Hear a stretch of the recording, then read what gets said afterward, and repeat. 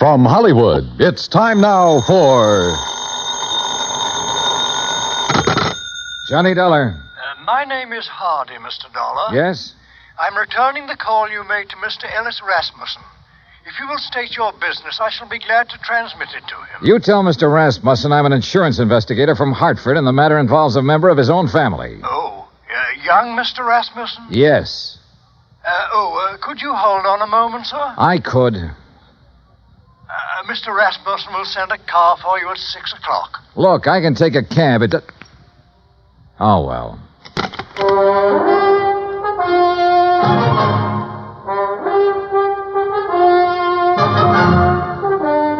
Bob Bailey in the exciting adventures of the man with the action-packed expense account. America's fabulous freelance insurance investigator. Yours truly, Johnny Dollar.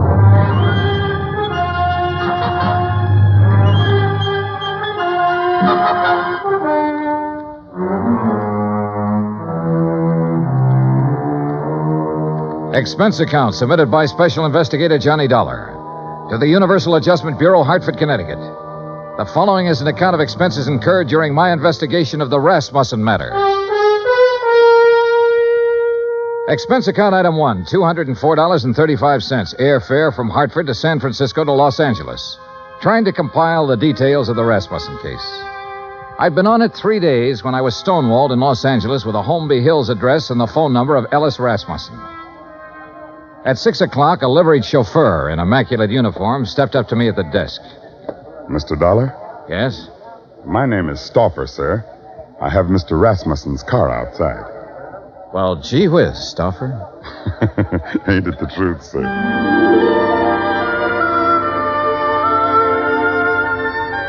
A few minutes later, when we turned into the lush green Holmby Hills section, I had a suspicion I was about to deal with a bona fide millionaire. When we parked in front of the big two-story colonial home and a man with graying hair and swallowtail coat stepped out of the door, well, I knew I was going to meet the real article. I am Hardy, sir. Hello, Hardy. Mr. Rasmussen is waiting for you. This way, please. We stopped in front of a huge paneled door. Hardy tapped on it once, then pulled on the knob. As we entered, a tall man with a shock of pure white hair rose from his chair and turned toward us. This is Mr. Dollar, Mr. Rasmussen. I want about 4 fingers of sour mash. What do you want? Oh, you took the words right out of my mouth, Mr. Rasmussen. Very good, sir. He's a pretty nice fellow. We're all pretty nice fellows around here, Mr. Dollar. Sit down. Thanks. Could you hand me that lighter? Oh, sure. Here. Thank you.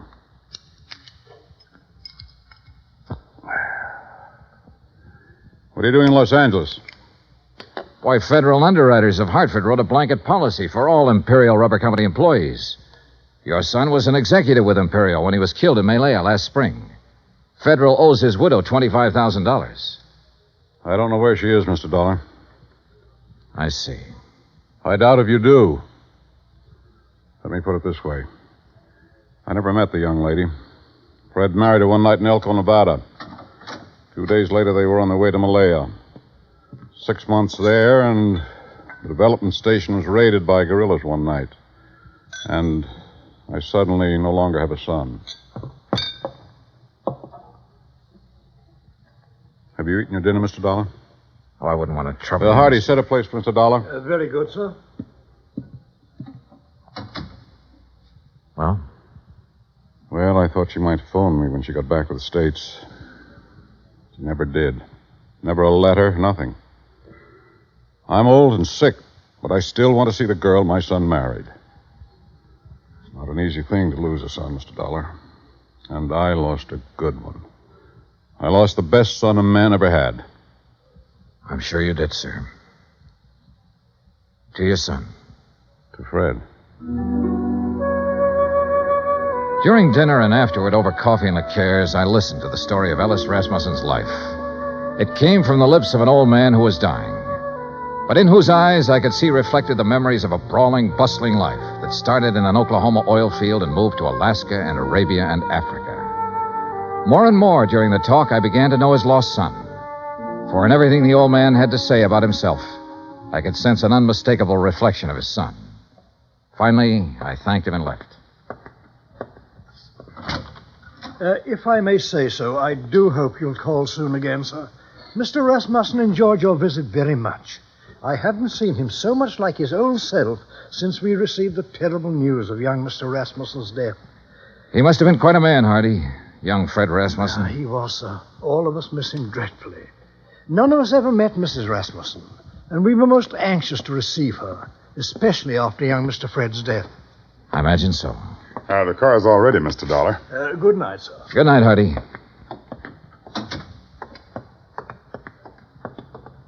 Fine night, Mr. Dollar.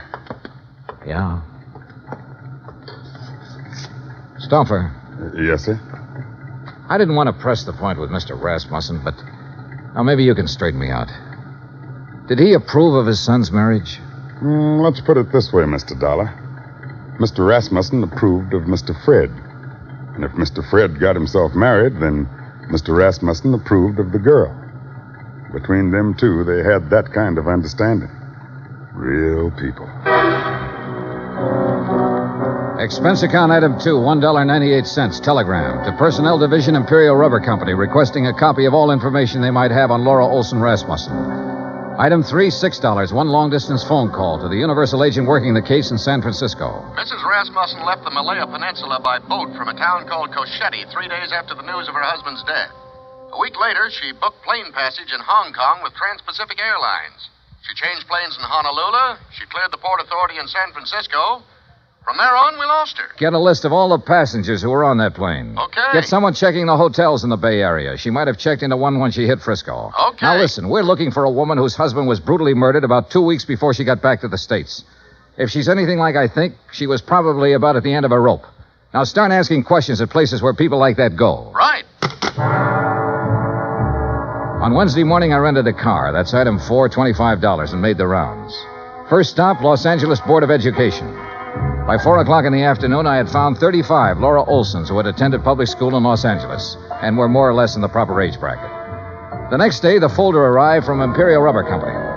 Among other things, it contained a passport picture and a complete description of Laura Olson Rasmussen.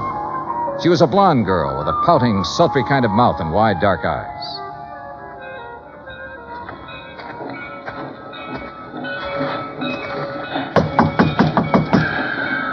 You down there. Yes? What do you want?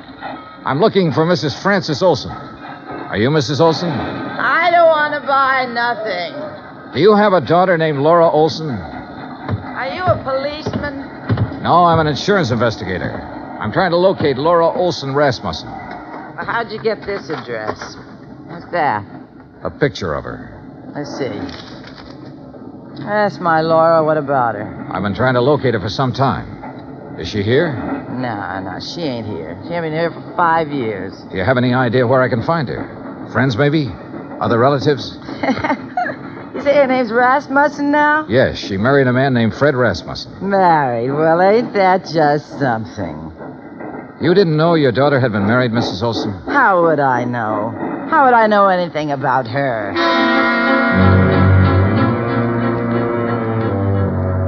Saturday at noon, a registered letter arrived from the agent in San Francisco containing the list of passengers who had been on the plane with her. 3 of the names were in the Los Angeles area, including a Mr. Oberlin who lived in Pasadena.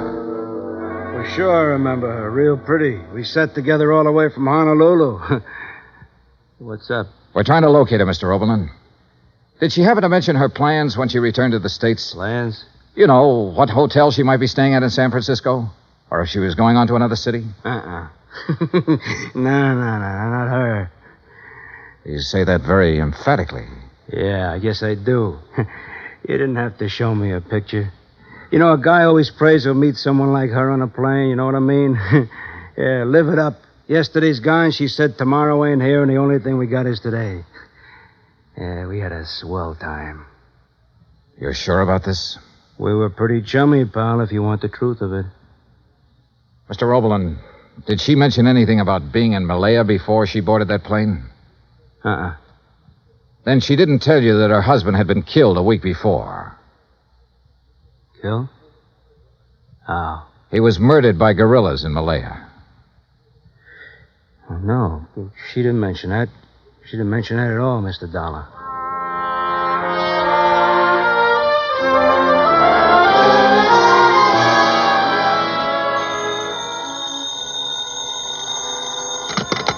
Johnny Dollar. This is Hardy, Mr. Dollar. How are you, Hardy? How's Mr. Rasmussen? He's not so well, sir. That's why I called. Could you possibly find time to visit him? Tonight? May I send a car right away? Is it serious?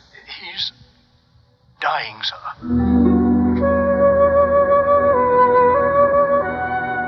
I knew why he wanted to see me. Have you located my daughter-in-law yet? No, I haven't located her, Mr. Rasmussen. But I know something about her. I know she drank whiskey and flirted with a fat salesman on an airplane all the way from Honolulu to San Francisco. I know her mother's a drunk.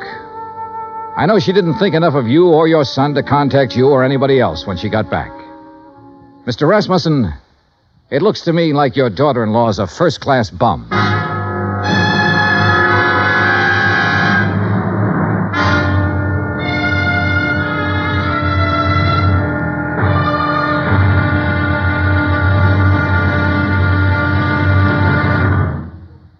Act Two of yours truly, Johnny Dollar, in just a moment. Our daily lives are sharply affected by world news. And for a complete roundup of the news every single weekday evening, just keep your dial on CBS Radio for the news broadcasts of our famous CBS newsmen, Edward R. Murrow and Lowell Thomas. Hear up-to-the-minute news with Edward R. Murrow and Lowell Thomas on CBS Radio. Now, Act Two of yours truly, Johnny Dollar, and the Rasmussen Matter.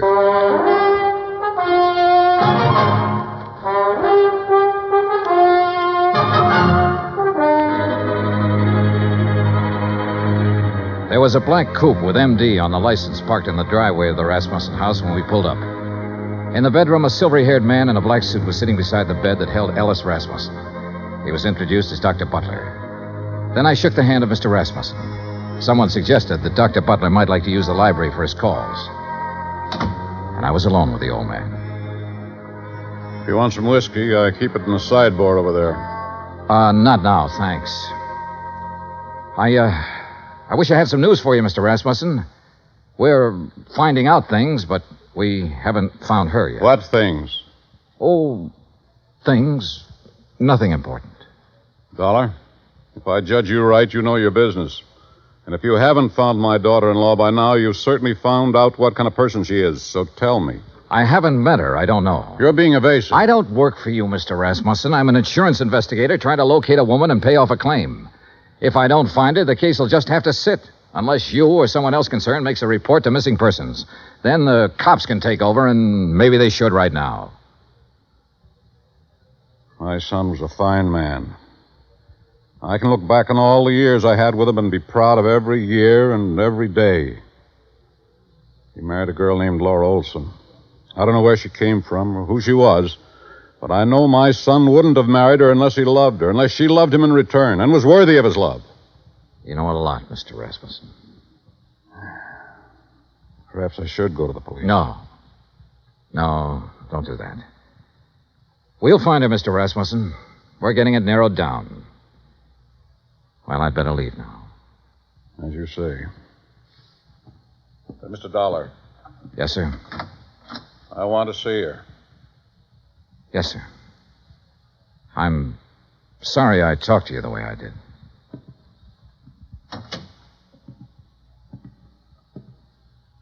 Phone call for you, Mr. Dollar. Would you like to take it in there? Oh, yeah, sure. Keep an eye on him, Hardy. Trust me, sir.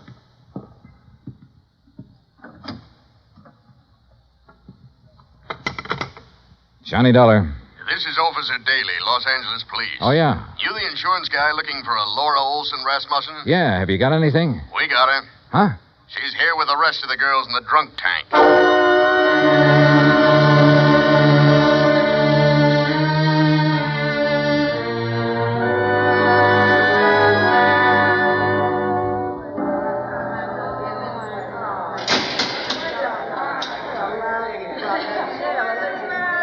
A drunk tank will always smell of disinfectant. This one was no different. There are no bunks, no chairs, no blankets, no nothing. So you stand or sit on a concrete floor and wait for something to happen. The legal period is 24 hours. You get rebooked or you get released. It all depends. What's the story on her, Dollar? I've got a check for $25,000 for her. Gee, insurance money? Yeah? Quiet! Quiet in there!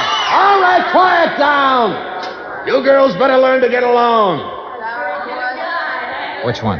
Back there, sitting on the floor. Oh, brother. What's the situation? If somebody comes up with bail, they can have her. Expense account item 7, $100 bail. While I was waiting around, Officer Daly broke open a file on her. A dozen aliases, a dozen charges, and one conviction for shoplifting. A career of petty thievery that began at the age of 16 and ran up into a 22nd year. Expense account item A, $35 telegrams. I sent wires to all parties concerned, all parties except Ellis Rasmussen, ordering a stop on their activities since Laura Olson Rasmussen had been found.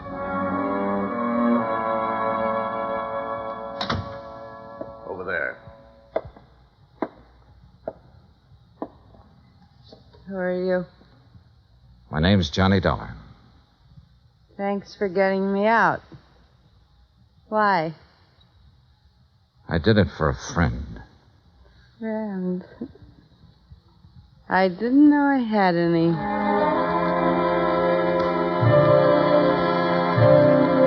Expense account item 9, 20 cents, 2 cups of coffee. We had it in a diner across from the women's section of the main jail. I looked at Laura Olson Rasmussen while she drank the coffee. Looked at the blonde hair and the wide eyes and the pouting mouth.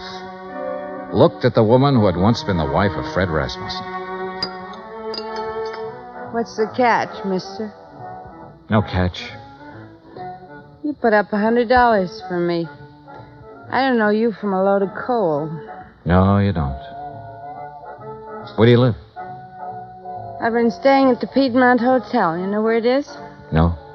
Well, not many people do. Especially people with clean shirts. What have you been doing since you got back from Malaya? I've been getting along. You got something to do with Fred? You know about Malaya. I know about a lot of things. I've been looking for you for a month. So what? Why didn't you contact your father-in-law when you got back?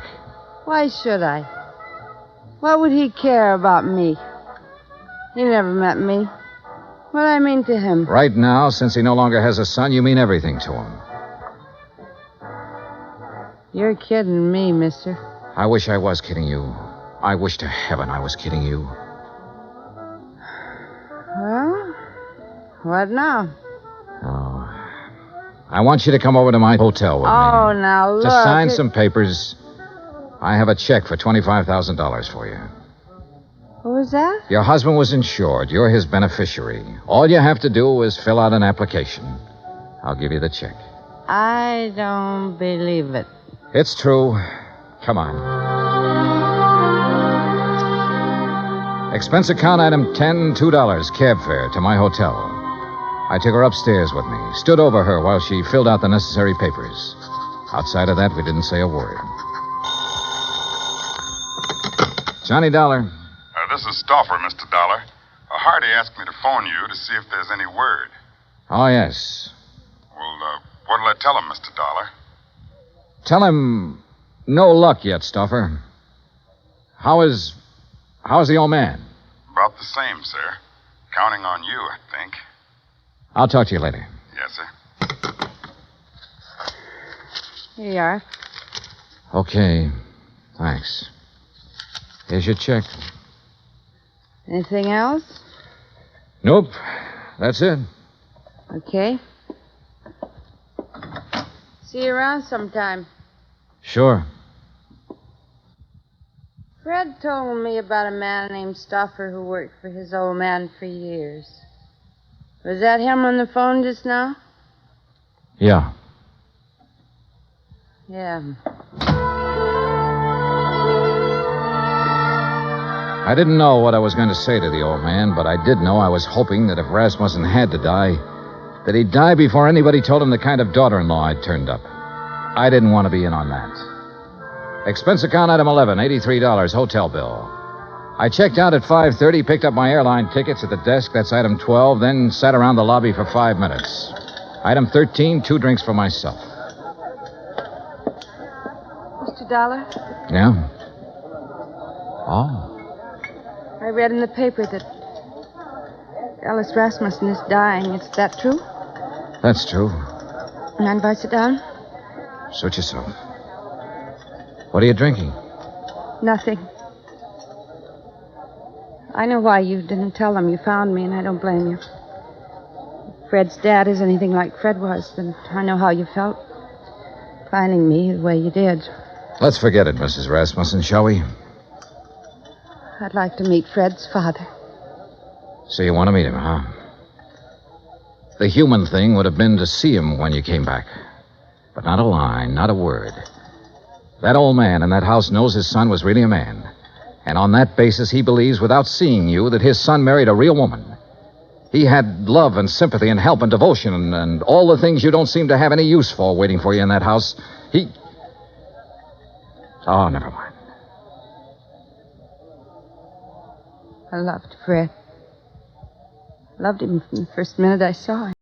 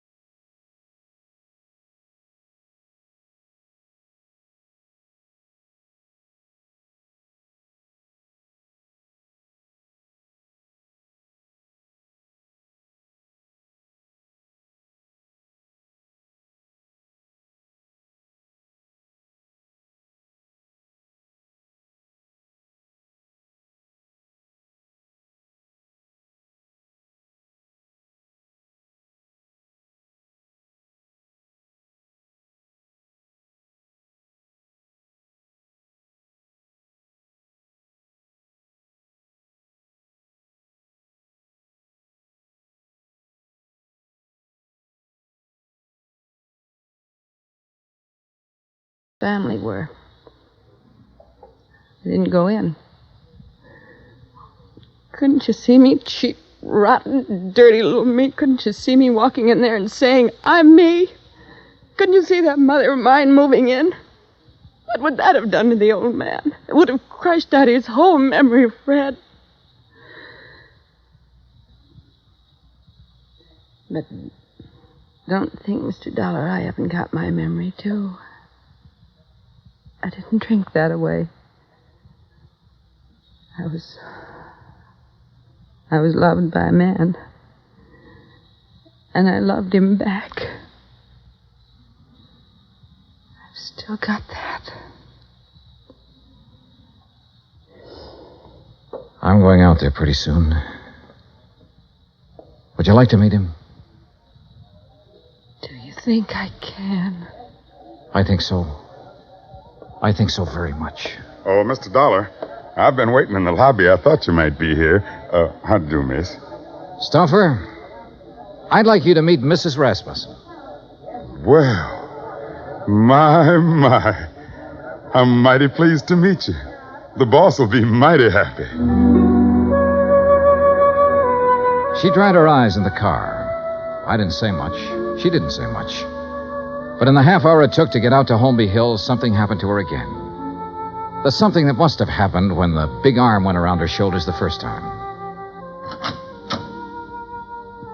Good evening.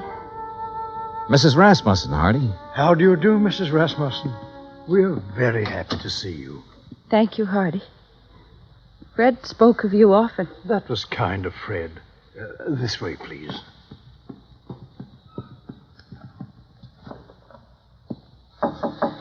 Come in. I think you can introduce Mrs. Rasmussen, Mr. Dollar.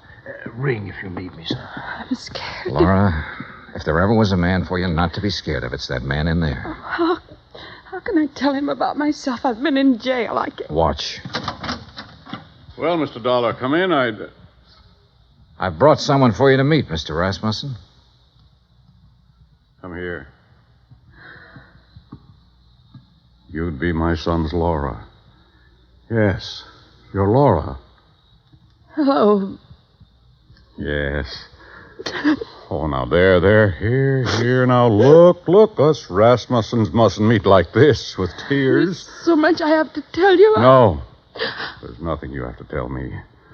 What? Let me put my arm around you. There. Now, feel it? Mm-hmm. You're my daughter. Do you understand that? Yes. Oh, yes. Then that's all the explanations we need between us. Yes. Hardy. Yes, Mr. Rasmussen? Bring Mrs. Rasmussen some brandy, I think. And I'll have some sour mash. Mr. Dollar? Sure. Make mine sour mash, too, Hardy. Very good, sir.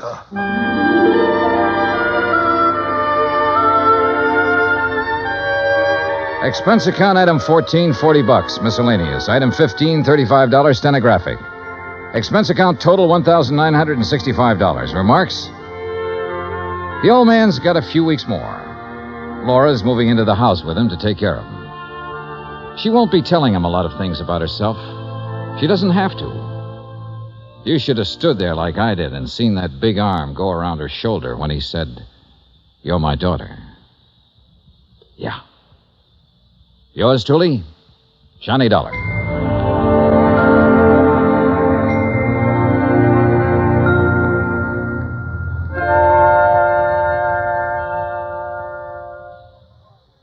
Our star will return in just a moment. Folks abroad want to know more about us Americans, how we live, how we eat, what we do in our leisure time. You know something? You can help promote international goodwill by corresponding with someone abroad. For the name of a correspondent, write to Letters Abroad, 45 East 65th Street, New York. That's Letters Abroad, 45 East 65th Street, New York. Stay tuned for 5 minutes of CBS News to be followed over most of these same stations by the FBI in Peace and War. Now here's our star to tell you about next week's story. Next week, one cute, tiny little mouse, that's right, mouse, almost scares a big insurance company out of business. Join us, won't you? Yours truly, Johnny Dollar.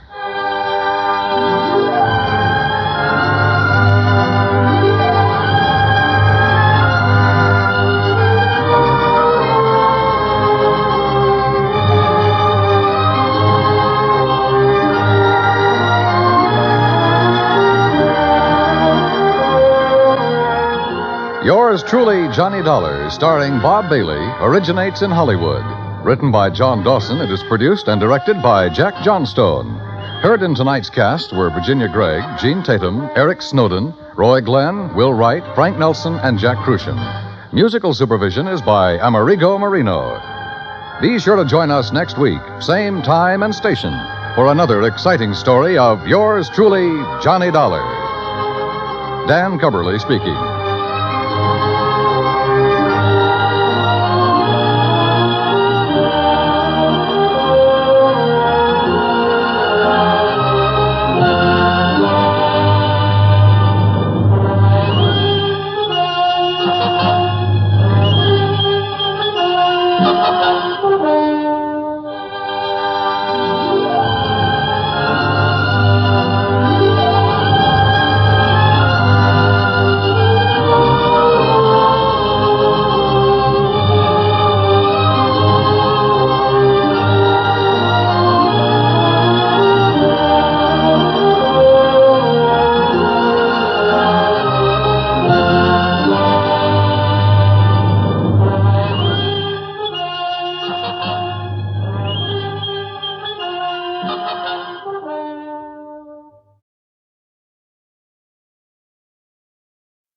From Hollywood, it's time now for Edmund O'Brien as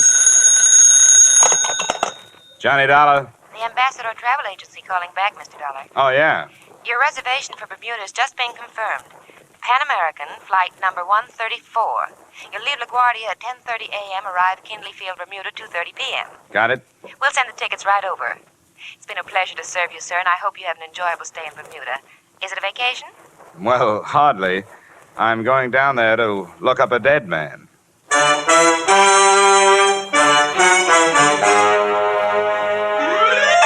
Edmund O'Brien in another transcribed adventure of the man with the action-packed expense account. America's fabulous freelance insurance investigator. Yours truly, Johnny Dollar.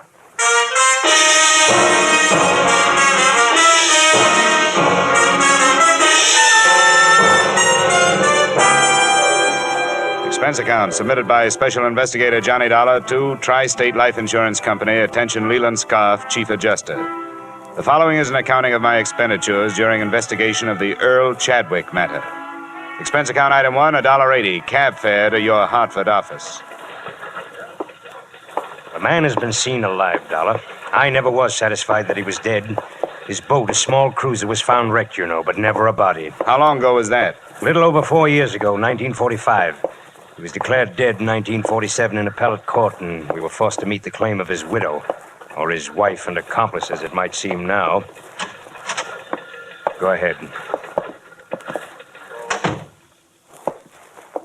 Here's the lady that saw and spoke to him. Mrs. Marshall, this is Mr. Dollar. How do you do? Mrs. Marshall? Now, I want you to tell Mr. Dollar what you told me, Mrs. Marshall, if you will. Well, my husband and I had been in Bermuda for 3 days. Mrs. Marshall, explain that you knew Earl Chadwick before. Oh, yes, we knew him. Not too well, thank heaven, but well enough to be pointed out as friends of that embezzler. You know how people are. Embezzler, Mrs. Marshall? Oh, yes, there was attendant theft. He worked at the Monticello Loan Company in New York City. $30,000 disappeared at the same time he did. Police theory was that he wrecked his boat while attempting to leave with the money. Now, Mrs. Marshall, how you happened to see him? We'd been there 3 days, and that night we went to this nightclub in Hamilton, slumming, so to speak. It's called the Port of Castile on the waterfront. It had been a number of years, mind you, and Chadwick was much thinner, but I recognized him. He was seated with some sailors, and I said, "Jerome, doesn't that look like Earl Chadwick?" And then you spoke to him. What else could I do? I was dying of curiosity. When he got up to leave, I met him and said, "Aren't you Earl Chadwick?" He denied it, of course, but being that close, I'm positive that it was. What did he say? Did he give you a name? No, but I found out. I felt I was quite within my rights in asking a few questions. The name he's using is George Brewster. Well, Dollar? What about Chadwick's wife? What happened to her? She remarried one of his business associates, Harold Anderson. Yeah. I had the girls draw up a complete record on the case. Photographs, police reports, everything you'll need. The wife's address is there in Queens, I think. All right, Mr. Scarf. I'll do what I can.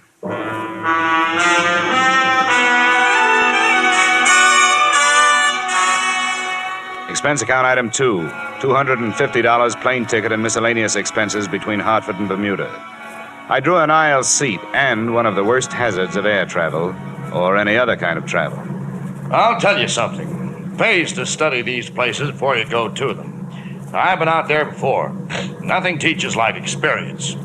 But before my first trip, I knew more about Bermuda than lots of the folks that live there, see? Well, that's very interesting. Yeah, yes, sir.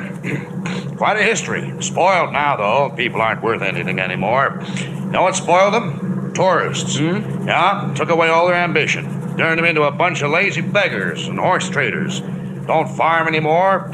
Don't do anything but work the tourists. Now, I don't want to be a wet blanket, you understand? Oh, yeah. But keep an eye on your wallet. They'll strip you if you give them a chance. My business is farm tools.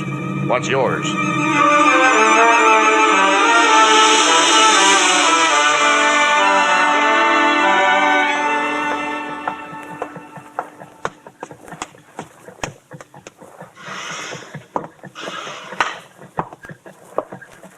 Yes, sir. My name is Dollar. Here's my credentials. I'd like to see the chief constable. Yes, sir. Yes? Mr. Dollar to see you, sir, an insurance investigator from the States. Yes, of course. Send him in. Right, sir. That door, Mr. Dollar. Thank you. Pleasure, Mr. Dollar. Your company cabled that you were coming. Sit down. Thank you. Well, now, you're here to look into the affairs of one George Brewster. What's he been up to? I'm not sure he's been up to anything yet. According to a witness, he answers the description of a man who disappeared from New York a few years ago with $30,000. He was declared dead, and the company that hired me paid off an $80,000 insurance claim to his wife. I see. Quite a valuable chap. Yeah, if he is the chap. What about this Brewster? Do you people know him? We acquainted ourselves with him after the cable arrived. Nothing against him. Lives a rather rum life. Doesn't seem to have much. Are his papers in order? Passport? Visas? I trust that he wouldn't be here if they were not. Like any other paradise, Mr. Dollar, Bermuda is forced to accept the existence of a certain percentage of misplaced or lost persons on its outskirts. That's what they are. They? Here's the address. Thank you. At the lower end of King George Road. Do you wish transportation? No, don't bother. The walk will do me good.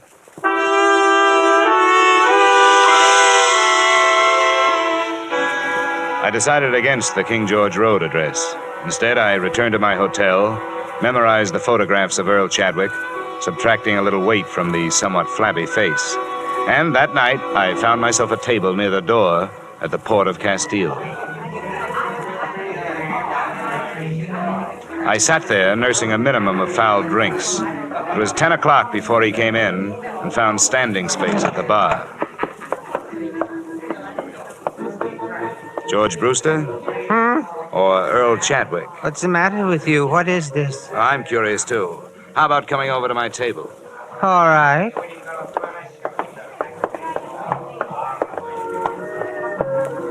You act like a cop. Just 50% cop, no badge. I'm working for Tri-State Life Insurance Company. What does that mean? They insured a man and paid off to his wife. Now they are unsure he's dead. He belongs to that other name you threw at me. What was it? Chadwick? Earl Chadwick. And I must look like him. Here's a snapshot. Huh. He's fatter, but it's pretty close at that. You know, about a week ago, some crazy old dame I never saw before called me some other name. It might have been Chadwick. I thought she'd drunk over her quota. She was an old friend of Chadwick's. She swears she'd recognize him if she saw him. And she swears she saw him. Oh, it's weird, isn't it? I suppose it happens more often than we know about. What do you want? My papers and stuff? They might help. Sure, I'll write down my address. Come on out anytime tomorrow. There you are. Thank you. I should recover from these drinks by noon. Oh, that'll be all right. It's crazy, isn't it? Things like this could get your goat.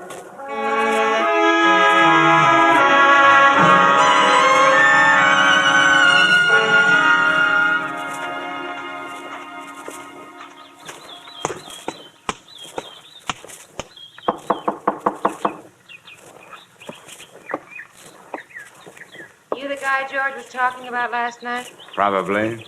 I'm Johnny Dollar. Is George here? No, he had to leave. He said you could come in. He said you could look at this stuff. Here's his passport and cards and things. How long have you known him? 2 years last month.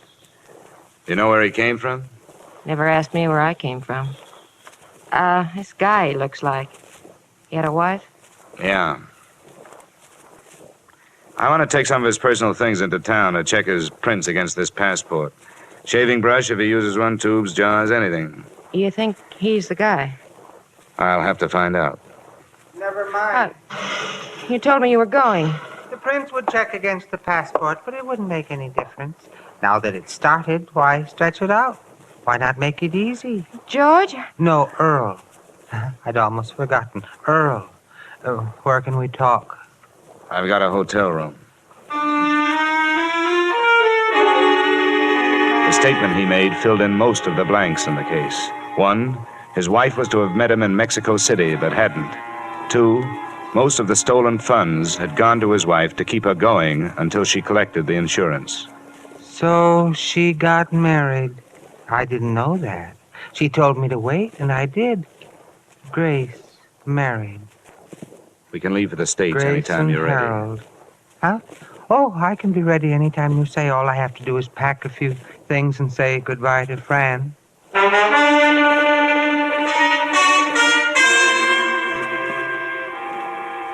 Expense account item 3, space for 2 on New York-bound plane. Chadwick was a hard man to figure out, but one thing I did realize. Now that he'd started, he was almost happy to be going back to the people he'd left.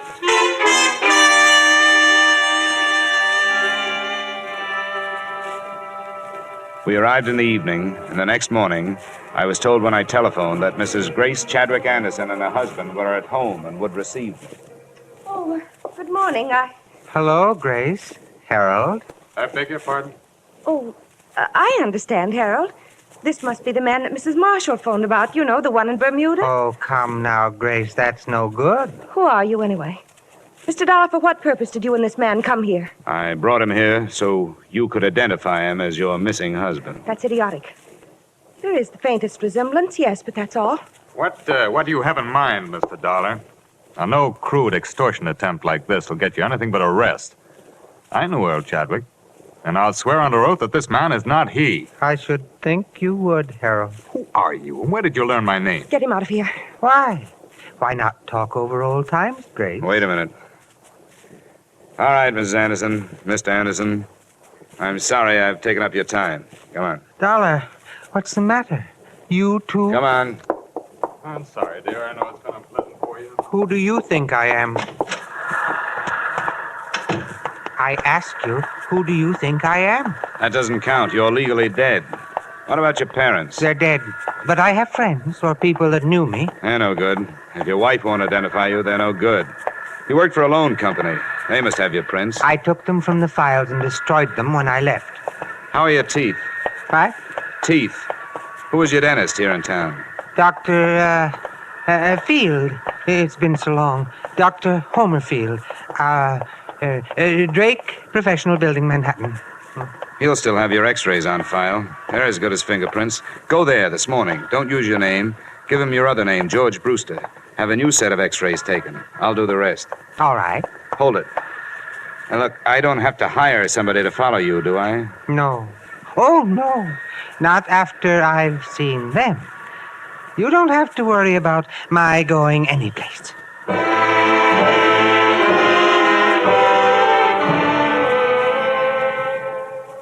Expense account item 4, $25 services of a private detective. Assignment, tailing Earl Chadwick and/or George Brewster. At 1 o'clock, he had left the dentist's office and gone to his hotel room. At 3, he was still there. And at 4:30, I arrived in the office of Dr. Homer Field. Brewster? Oh, yes. His x-rays have come through. They're on the clamps. Don't touch them, please. What is your interest? Police identification. Oh, yes. Well, always happy to cooperate. Thank you. Now, how about digging in your files for the x-rays on a patient named Chadwick? Earl Chadwick. Yes, I'd be glad to. Let's see. Chadwick. Earl M. Chadwick, is that your man? That's the name. Ah, well, 1945. Ooh, he should have been in for hygiene. Those pictures, how do they compare with this new set? Brewster. Well, let's have a look. There's malocclusion, lower bicuspid, impacted third molar. Erosion inlay, very interesting. You mean they're the same in both sets of pictures? Oh, no, definitely not. Oh. But a man's mouth could change since 1945, couldn't it? Yes, it could, especially with neglect, but that would never cause a man to grow new teeth. Now, you see here, Brewster has one more incisor than Chadwick. The whole character of the mouth is different, I see. Here. Yeah. I see. It's different, all right. Definitely. These two men would not look even faintly alike.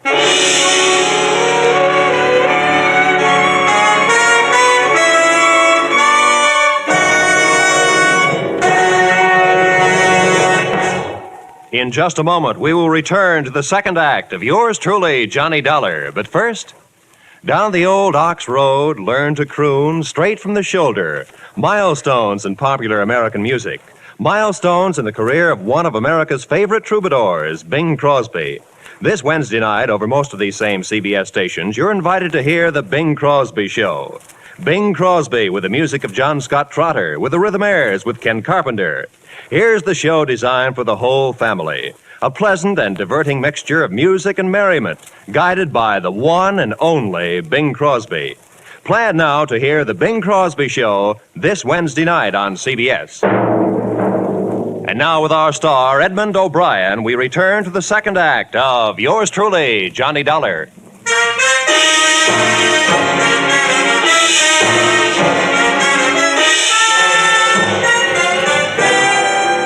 Look, Dr. Field, these x-rays labeled Earl Chadwick.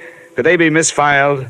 Could they be under the wrong name? Misfiled? No, definitely not. My assistant has been with me for 10 years. Never made a mistake yet. No. Well, then could anyone else have gotten in here and planted a different set under that name? But why? I would realize the difference the moment I looked into the mouth. That erosion inlay alone. Yeah, I know. Look, your office. Has it been broken into? Yeah, a long time ago, for narcotics. How long ago? 6, 7 years ago, during the war. But not since then. I've missed nothing. The janitor, the nightman, does he have a key? No. It's cleaned in the evening, just before I leave. Robbery is out of the question. Just what is your problem, Mr. Dollar? Well, if I wanted to plan some x-rays in a file, where could I get some? Well, I never thought of it. But where would I go? Would you give me some? Oh, no, definitely not. That would be most unethical, unless, of course, you were a patient of mine and the x-rays were of your own mouth. Oh, thank you, Doctor. I think that's what I wanted to hear you say.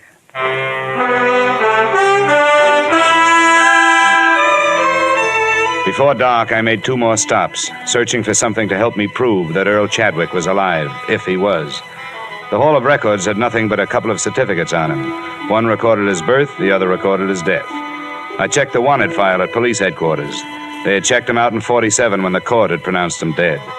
On my way out of there, I made 2 phone calls. The second was to the detective I'd hired. Yeah? Landro, what are you doing in your office? Did you lose him or get tired? He was on to me, Dollar. He got into the crowds at Macy's. I put the houseman at his hotel on it. He's watching his door. I just phoned his room. He's not there. What's he been up to?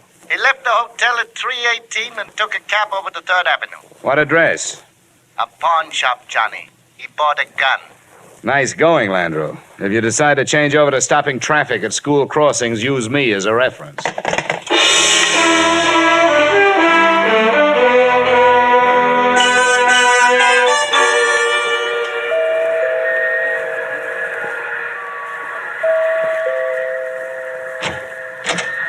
Where's your husband, Miss Anderson? He's here, but he Come doesn't... on, I want to talk to you both. You have no right to be barging.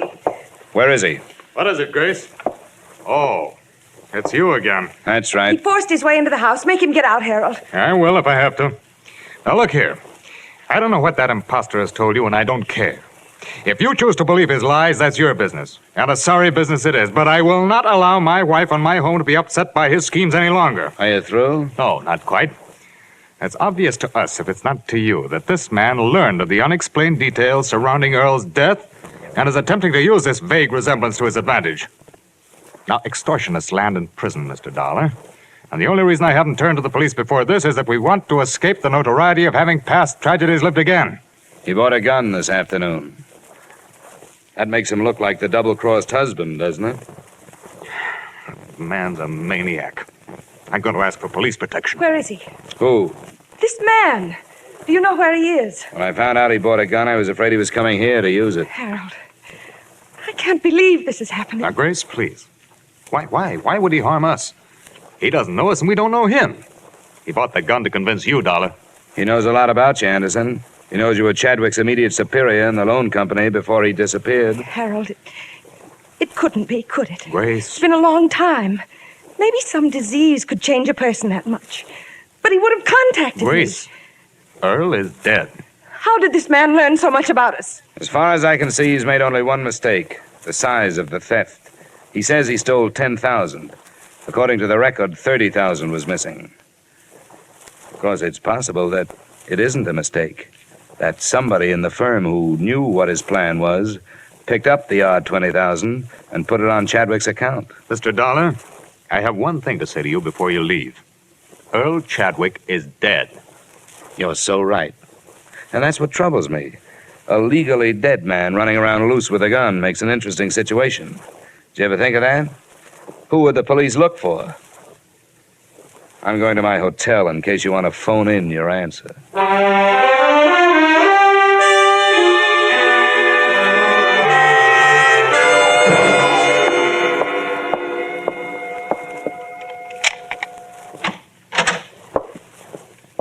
have you been, Chadwick?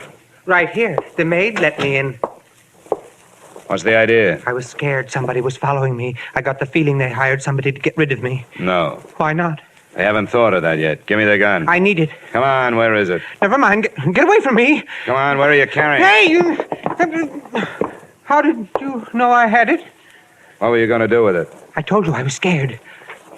You thought I was going to kill them? The idea crossed my mind. No. What good would that do? How should I know what's going on in that head of yours? Why'd you come back then? Just to get things straightened out. You wouldn't have had to. I haven't found a way to prove who you are. Oh, I knew I didn't have to come back. But everything was stagnant. Being George Brewster was dull. I thought that's what I wanted. A new identity, even without Grace. But I guess nobody's ever satisfied.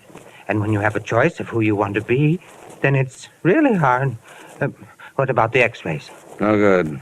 The set under Chadwick didn't match the one you had taken today. They had to. They made a switch with somebody else's, probably Anderson's. It's an easy office to enter. Probably hired a cat burglar. Nothing at the Hall of Records, nothing at police headquarters. You're dead. What did the police say? I didn't talk to them. Why should I? The case is closed.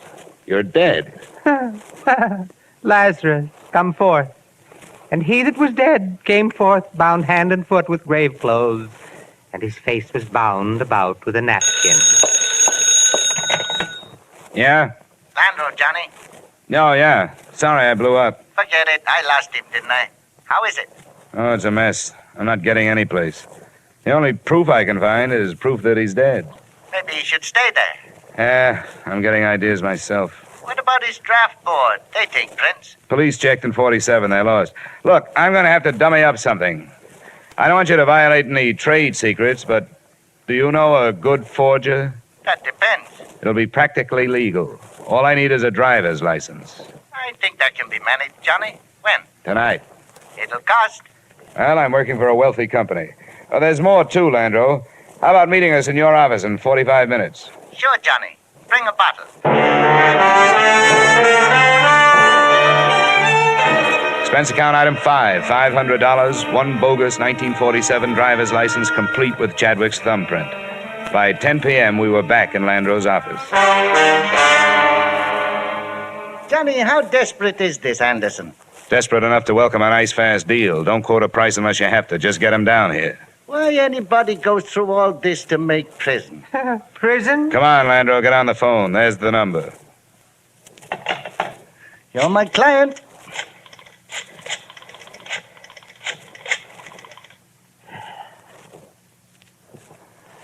Mr. Harold Anderson? I'll be blunt. This is blackmail. I'm calling in the interests of Earl Chadwick. No, he isn't. He's alive. But I do have proof. A driver's license he took out just before he disappeared, as a sort of a double check on the past. You'll believe it when you see it. It's for sale. He doesn't want to go to prison any more than you do, but he needs money. I said you'd believe it when you saw it. I think it'll be worth a trip over here. We'll talk price then. We meet here. Number 465 Tide Building, 7th Avenue. It's no bluff. Nobody knows about it. I'll be alone. He doesn't believe it. When'll he be here? He said 45 minutes. Good. Now, don't make the price too high. Set up a meeting with him tomorrow, and we'll have the police here. Well, step forth, Lazarus. Empty the ashtrays, Landro. Looks like 3 men have been here.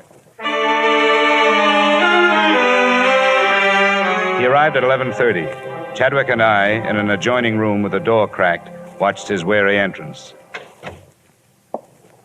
Who are you? The name is on the door. Landro. You work under a license issued by the state of New York. Sometimes, but the license isn't important tonight. You won't make any trouble. Sit down. Well, Landro? Here it is. Just look. Name, a serial number, a date, a signature, and a thumbprint.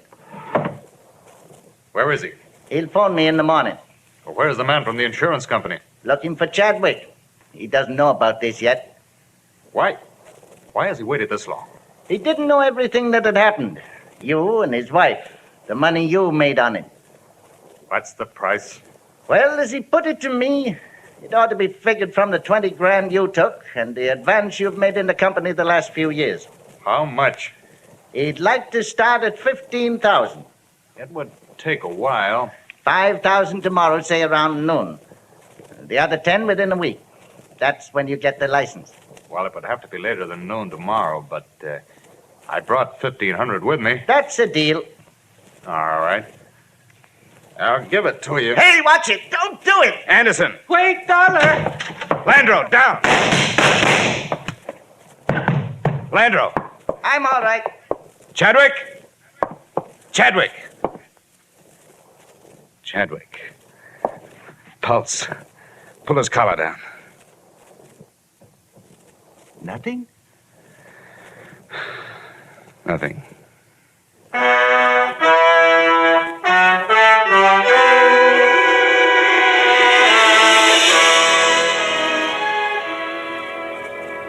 I don't know what your company can do about it now. Both Mr. and Mrs. Anderson gave statements to the police that same night, confessing their contribution to the original crime. You'll have a hard time prying Harold Anderson loose from the clutches of the state, which is working on a murder indictment for him. About the wife, Grace, I don't know. If she's not found guilty as an accessory, I'd be happy to appear as a witness if she's brought to trial on fraud charges. As for my part in it, I'm not proud of myself, but I was hired to find a dead man, and I finally found one, just before he lived. Expense account total, $1,575.30. Yours truly, Johnny Dollar.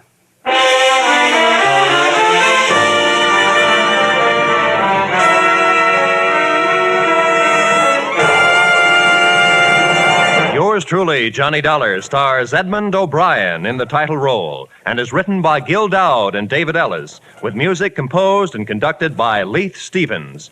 Edmund O'Brien can soon be seen starring in the Columbia Pictures production, The Los Angeles Story. Featured in tonight's cast were Lillian Baeff, Walter Burke, Virginia Gregg, John Boehner, Ben Wright, Tudor Owen, and Ted Osborne. Yours truly, Johnny Dollar, is produced and directed by Jaime Del Valle.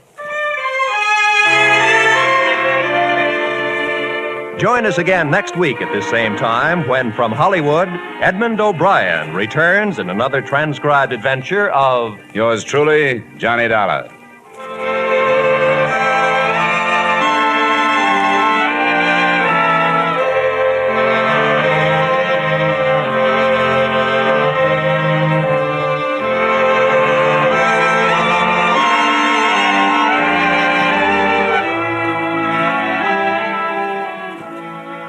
Every Wednesday night, CBS brings you Groucho Marx with his brilliant quiz, You Bet Your Life.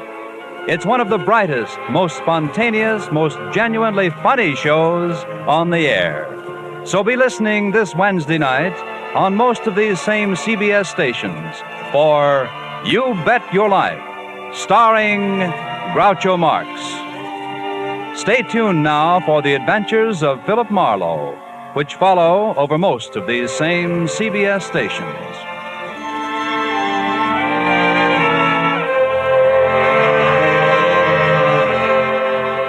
This is CBS, the Columbia Broadcasting System.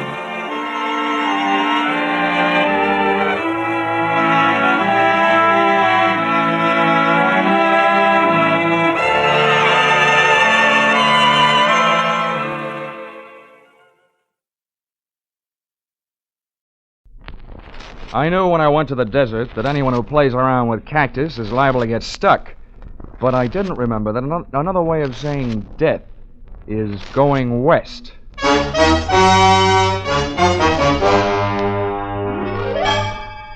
This is another in the adventures of America's fabulous freelance insurance investigator, Johnny Dollar. At insurance investigation, Johnny Dollar is only an expert. At making out his expense account, he's an absolute genius.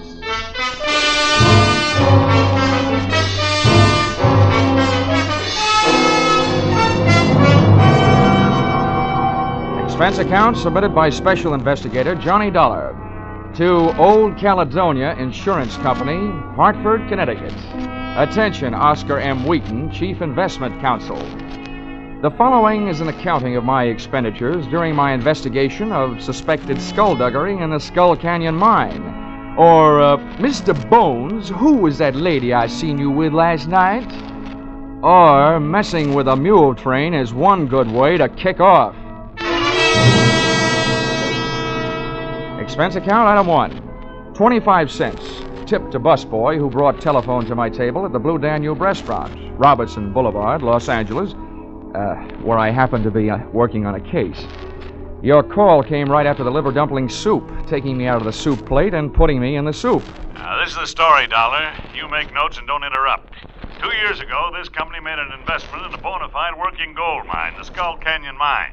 That's just outside Twin Buttes, Arizona. I see. I said don't interrupt. That's just over the border from Nogales, Mexico. Now, up until 3 months ago, everything was fine. The profits shown by the mine were good, and then suddenly, our returns dropped 50%. However, operating expenses, man-hours, and so on remain the same, indicating there's been no fall-off in the removal of high SAR. Now, there's something wrong. We want you to go down there and find out what it is. Expense account, item 2. $12.80. I decided that since you'd invited yourself to the table, dinner at the Blue Danube was on you. Oh, in case you're interested in what you didn't have, it was that liver dumpling soup, veal paprikash, cherry strudel, and a small coffee. Enjoyed with that case I was working on. An eccentric millionairess who wanted to marry me for her money.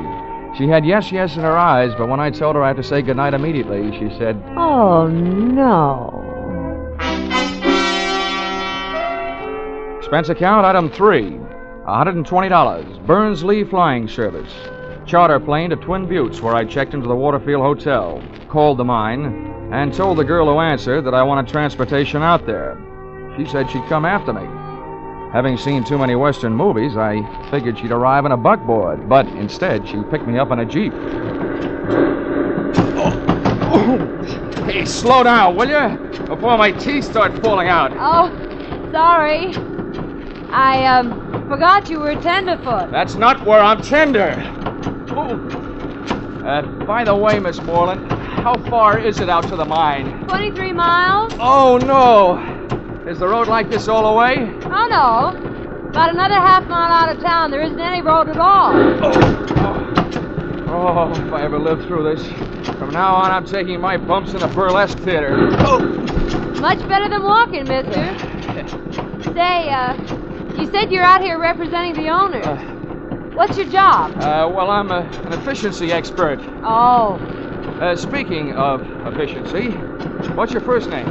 Jackie? Oh, well, in that case, mine should be Gwendolyn. But it's not. It's Johnny. Well, let's not bother shaking hands on it, pal. Here comes the end of the road.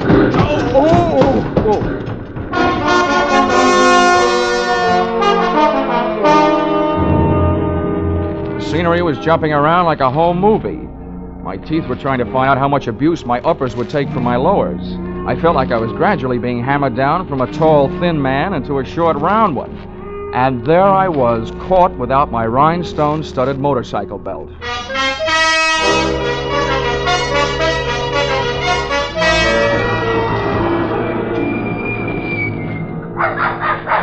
Well, here you are.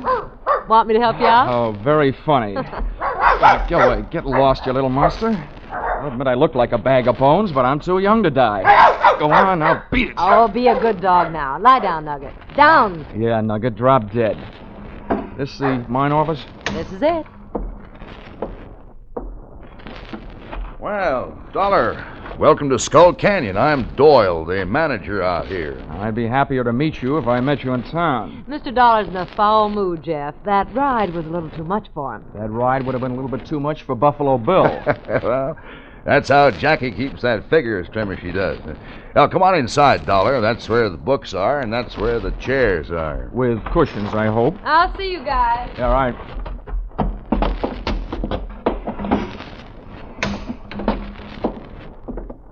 Sit down. Thanks. Oh.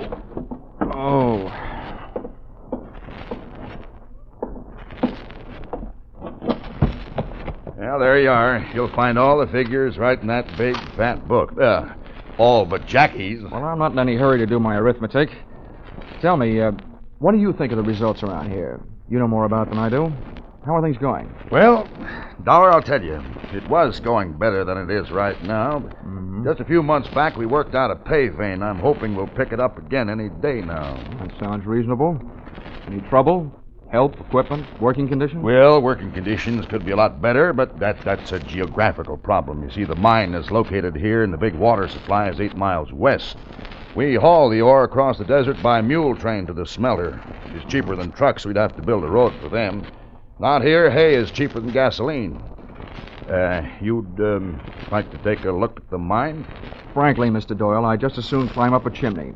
I hate dark, confined spaces. But since it's part of my job, I might as well get it over with.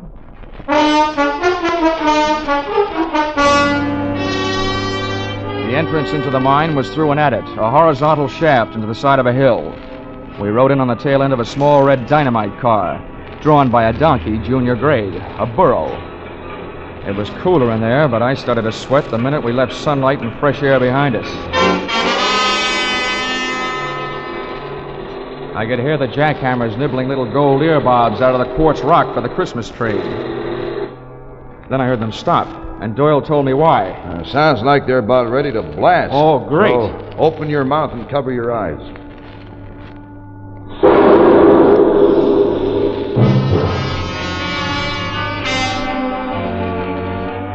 150 yards deeper into the earth, I was beginning to think that mankind is mighty hard to satisfy. The Lord gave us the world's whole surface. Then we had to go and invent gold mines and airplanes. And right then, I'd have settled for an airplane. Oh, what's the matter, Dollar? You look a little green. Oh, feel a little green. Well, look, take some deep breaths and hold them as long as you can. Okay. Yeah, there, that'll perk you up. Well, this is it. Right here is the only face we're working. It doesn't help. So this is it, huh? Well, let's see the rest of it. What? I told you, this is it. This is the only face we're working. Okay, you guys, keep it moving. Load that ore. Fill them up. Come on, bend your back. Well, let's get out of here, Dollar. Okay, Doyle. I've seen what I came to see. And I also figured I had heard what I came to hear.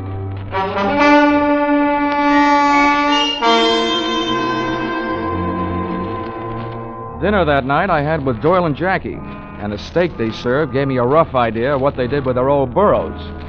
Doyle's attitude gave me a rough idea that maybe he'd seen my eyes light up when I heard those jackhammers snorting away in some other part of the mine, just after he had told me that where we were standing was the only place being worked. After dinner, Doyle went back to the mine, leaving me alone with Jackie, which was better than dessert. By the way, Jackie, just what's your job out here? Oh, I'm just sort of a secretary and bookkeeper and jeep driver. Uh-huh.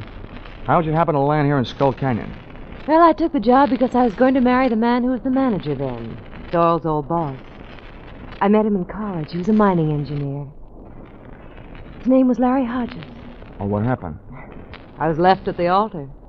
When I got out here, he was gone. Guess he got stage fright and changed his mind. Anyway, nobody's heard from him since. Least of all me. Come on, I'll show you where you sleep.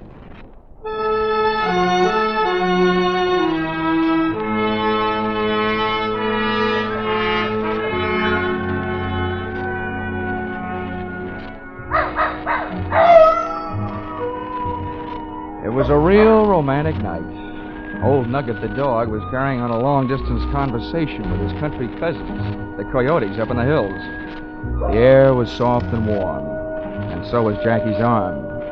Stars hung low.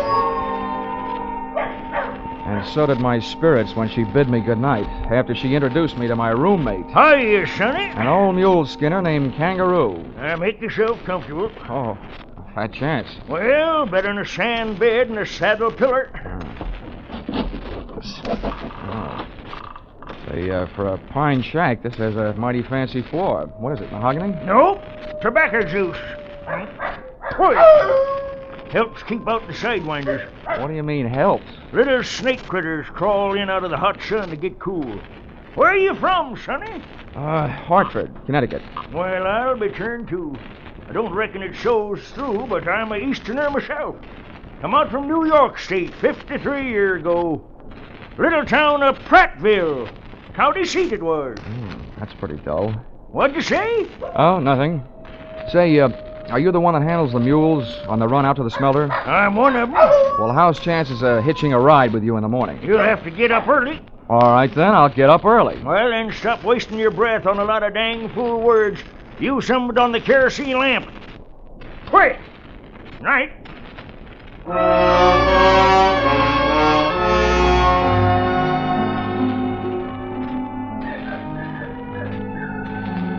I lay awake, thinking about that jackhammer I'd heard working the supposedly inactive end of the Skull Canyon mine earlier that day. This didn't take too much pounding into my skull before I decided that Doyle was working on a vein for his own personal profit. I also knew that for him to convert the ore into gold, he had to get it to a smelter. So I figured that the mule skinner, Kangaroo, was the best place to start asking questions. It's funny how a sleepless night can sour the beauty of a desert sunrise.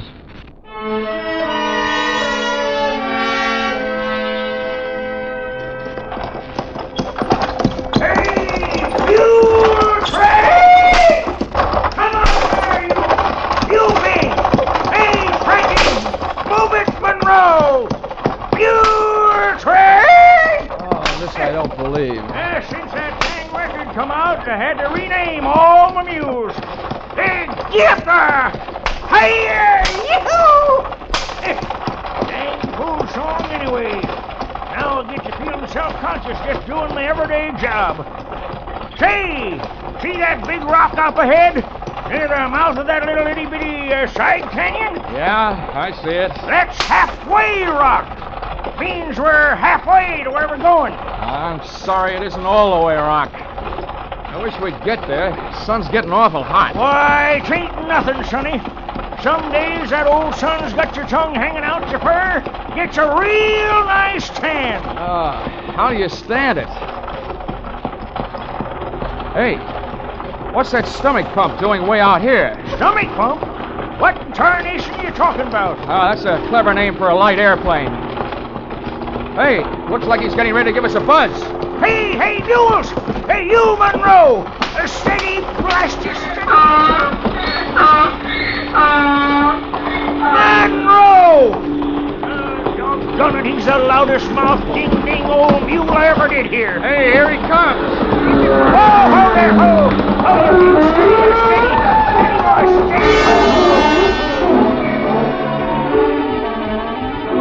First thing I learned was if you ever want to panic a team of mules, just buzz them with an airplane. The second thing I learned was that little canyon we were approaching was loaded with armed horsemen who came galloping out like they were trying to make history at Tan Foran.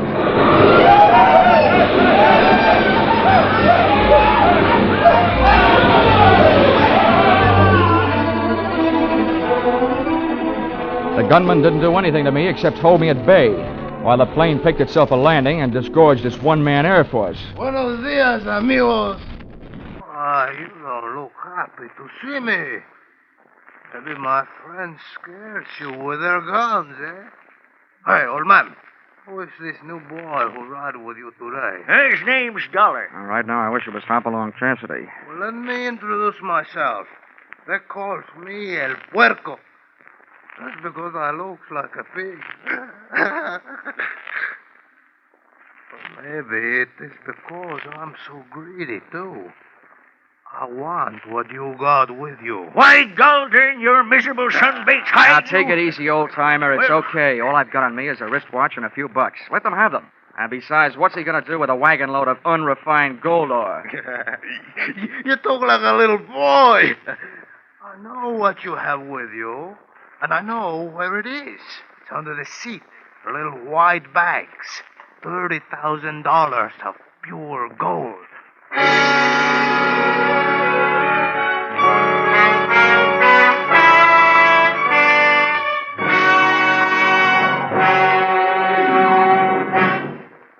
In just a moment, we will return to the second act of Johnny Dollar. But first, hardly a clue to start on, and the witnesses' stories at hopeless variance.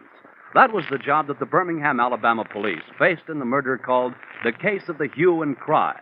Later tonight on Gangbusters, Birmingham's own police chief comes to CBS to tell you how they tracked down the apparently unmotivated murder. Be sure to hear this true-to-life police story, reenacted on Gangbusters. Gangbusters and the Adventures of Philip Marlowe are regular Saturday night features on most of these same CBS stations. Now, with our star, Charles Russell, we return to the second act of Yours Truly, Johnny Dollar.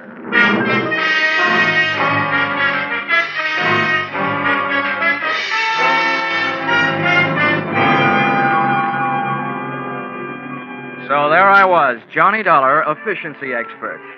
I'd efficiently gotten myself in trouble. I was efficiently letting El Puerco walk off with a large part of your gold, and stood a good chance of efficiently getting myself shot in the belly. There we are, amigos. I feel better now the gold is in my little aeroplane. I hope you're not mad with me. You know, I need the money to pay my taxes.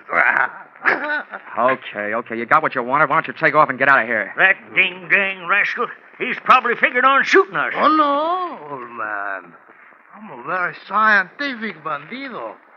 You think I want to shoot you and get killed myself for murder? Oh, no.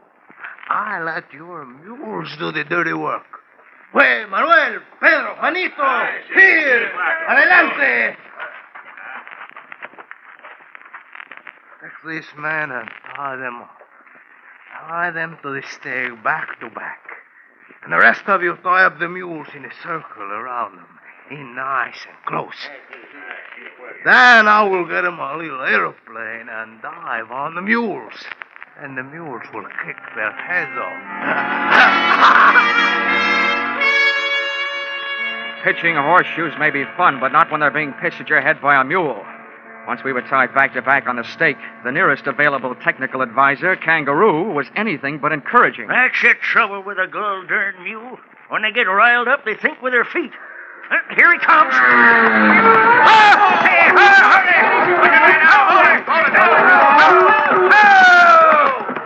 Ho, you mule, ho.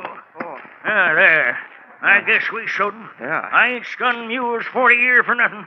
I can handle them. Oh, nice going, Kangaroo. Now, listen, Sonny, I got me idea. Yeah, what is it? Well, go something like this. Hey! Oh!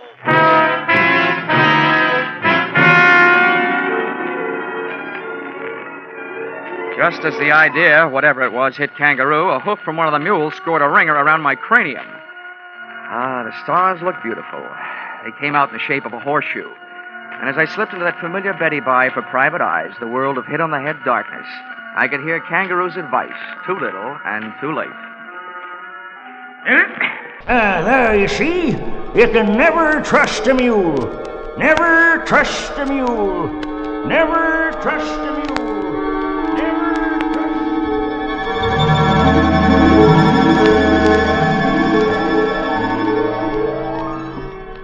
A long time later, the curtains of my eyelids went up on the next act. But something was wrong. The stage was still dark. The stars were still there, but not in a horseshoe pattern. I closed my eyes and dreamed some more. I was lying near an oasis in the Sahara Desert, and a beautiful maiden was bending over me, kissing me. She was breathing hard. And she could have used some sense then. Huh? What? Nugget, get away from me, you mangy cur! Nugget, get away from him. Oh, Johnny, you frightened Huh? me. What? Jackie. Oh, what are you doing out here? Well, take it easy, pal. It's a darn good thing I am out here. You getting yourself kicked in the head. Let's just say the wrong end of a horse got mixed up with the wrong end of a mule. Hey, where's Kangaroo? Where are the mules? What's going on? Johnny, relax. Kangaroo and the mules are on their way back to the mine. Oh, where's Pancho Tortilla? Who? There was a Mexican bandit out here, the greatest piece of typecasting since the Gutenberg Bible. Oh, El Puerco. Yeah. Yeah, Kangaroo told me about him. Come on now. Try to get up. Come on. Oh. Yeah. Hey, what happened to you? Your clothes are all torn. Yeah. This is Mr. Doyle's idea of a proposal of marriage. We were supposed to fly off together to South America tonight. Been planning it for a long time. Well, what made you change your mind? Oh, you know how it is. Best laid plans of mice and men. Oh, yeah. You're talking to an expert. If everything went all right for me, where would I be next week? Same time, same station. But what's your angle? I told you before. I came out to Skull Canyon to marry a man. I've reason to believe that Doyle did away with him, to get his job so he could milk the mine. Well, I stayed on and acted just interested enough in Doyle to get him nice and relaxed, hoping he'd spill something. Well, so far all it's been is bragging up life in South America with him. Oh. Now, I hope you can help me. And I know I can help you. How? Well, Doyle set up a refining layout right in the mine. When the gold he's been stealing comes out, it's pure gold. Aha. Then somebody in the mine must have tipped off El Puerco. Mm-hmm, Doyle did. Oh. He and El Puerco are working together. El Puerco's job was to get the gold across the border and you out of the way. I see. Well, listen, you ever been in the mine? I mean, could you show me the way the refining layout? Oh, no. Doyle's never let me inside. Well, how about the charts of the mine? They're in the safe. I've got the combination. If we can just get in without Doyle seeing me, I can get him. I'll leave that to me. Come on, let's get going. Wait a minute. How do we get back? Well, I came out in the Jeep. Oh, my aching head.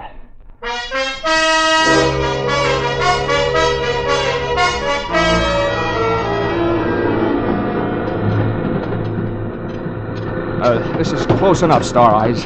We better pull up right here. All right. Nugget, quiet. Say, the wedding may be off, but it sounds like the reception is still on. No, that's the regular Saturday night square dance. Oh. Well, look, from here, which way is the office? I'm lost. It's right over here. Oh. Come on, I'll show you. You were in it yesterday.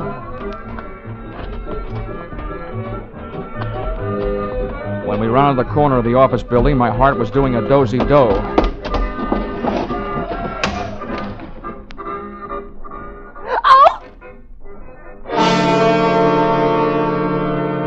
The door of the safe was open, and so was the mouth of the fellow in front of us. But he wasn't saying anything. He was lying on the floor, dead. El Puerco, the pig. Oh, what a spot for a big red apple. Johnny, he's dead.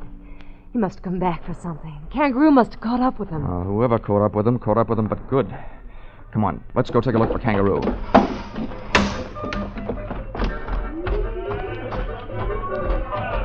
Wait. Careful, darling. Door may be in there. Boy, tight spots really give that word darling a good workout, don't they?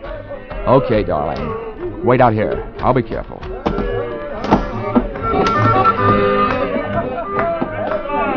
Say, partner, you seen Kangaroo around here? Kangaroo? Yeah. Well, sure. Kangaroo came in here looking for Doyle. Well, did you find him? Well, don't know. Doyle went over to the mine. Is that where Kangaroo went? Well, if I was looking for Doyle, that's where I'd go. Thank you, Bottleneck.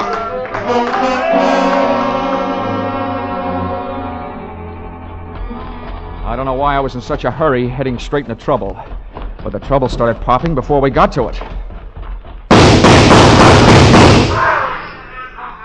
Oh, poor Kangaroo. Jackie was only guessing, but I could only hope she wasn't guessing right. Johnny. Johnny, I thought I saw something flashing just inside. Probably somebody's last spark of life. Now, take it easy. You stay right here. I'll move in from the side of the entrance. No, I don't... Oh, all right. Be careful.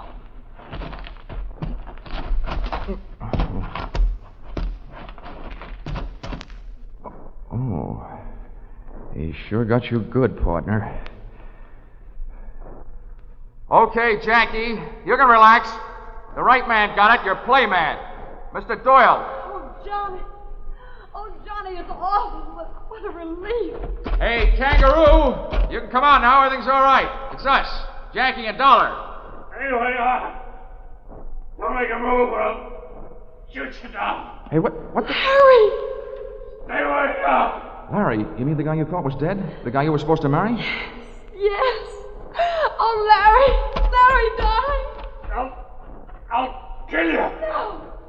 Oh, Larry. Larry, what's happened to you? I'll kill you. All right.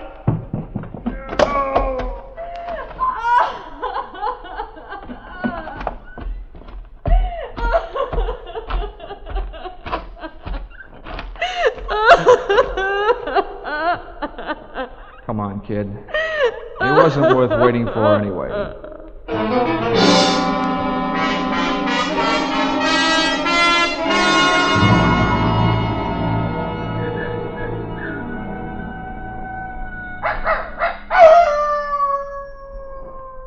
Oh, well, Kangaroo, I'm glad your first interest was feeding your mules so that you didn't get mixed up in all that shooting. Yep.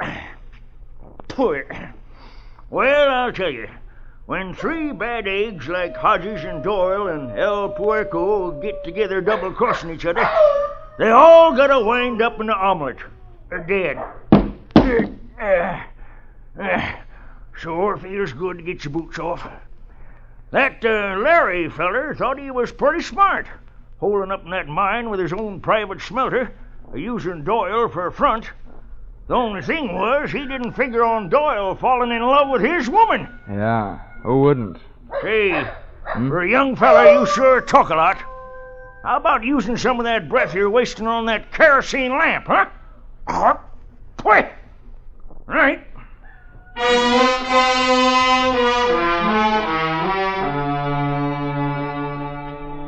Expense account, item 4, $6.10. 1 quart snake bite medicine, 32 ounces of prevention in case a snake should bite me. Item 5, $3.40, with which I purchased the nicest gift I could think of for a gal in Jackie Moreland's position. A telegram to you, requesting that you give her a job she very much deserved, the managership of the Skull Canyon mine. You see, when she first found out that man she was going to marry didn't love her, she took out her affection on the territory, which makes me very sorry that I wasn't born in the state of Arizona. Expense account, item 6, $164.35. Transportation, Twin Buttes to Hartford. Expense account total, $947.99, which makes just about as much sense as you can make without making it a dollar. Signed, yours, no charge for that double talk, truly, Johnny Dollar.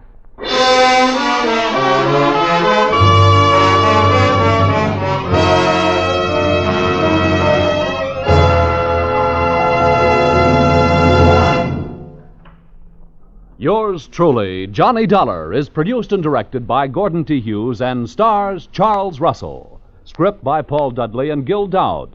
Featured in the cast were Doris Singleton, John Daner, Willard Waterman, Fred Howard, and Don Diamond. The special music is written and conducted by Leith Stevens. Your announcer is Paul Masterson.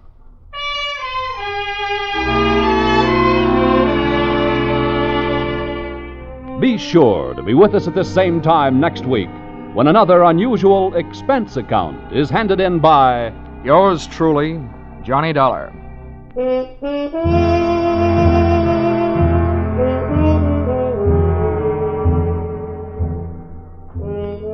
Music Popular and Music Western are on the bill for CBS listeners again tonight. Vaughn Monroe and his band will present the 5 top tunes of the week, plus Army and Navy marching songs, Anchors Away, On Brave Old Army Team, and many others. Gene Autry follows right on the heels of Vaughn's Caravan with favorites straight from the land of sagebrush and 6 guns. For an hour of wonderful music, hear Vaughn Monroe's Caravan and The Gene Autry Show tonight and every Saturday on most of these same CBS stations. Stay tuned now for Vaughn Monroe's Caravan, which follows immediately on most of these stations.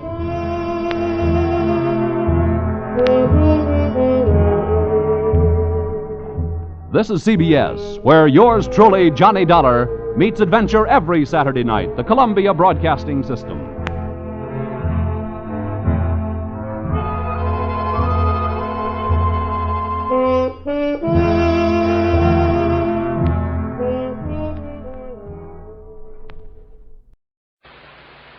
Time now for Edmund O'Brien as Johnny Dollar. Why in the world are you down here, Dollar? Your train leaves in 45 minutes. Well, I'm taking a quick refresher course in ancient history. You're sending me out to find a missing archaeologist, aren't you? Well, I want to be able to talk his language in case I find him alive.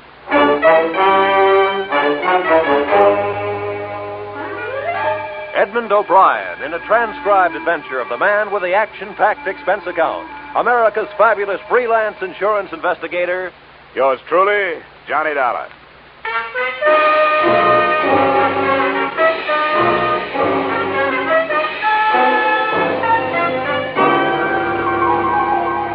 Expense account submitted by Special Investigator Johnny Dollar to Great Corinthian Life and Liability Company, Hartford, Connecticut. The following is an accounting of my expenditures during my investigation of the disappearance of Bruce Lambert, the archaeologist who never should have left his tomb. Expense account item 1, $7.50 railway and taxi fare from my Hartford apartment to room 317 Brighton Arms, New York City, a hotel whose front rooms had a depressing view of an 81st Street mortuary.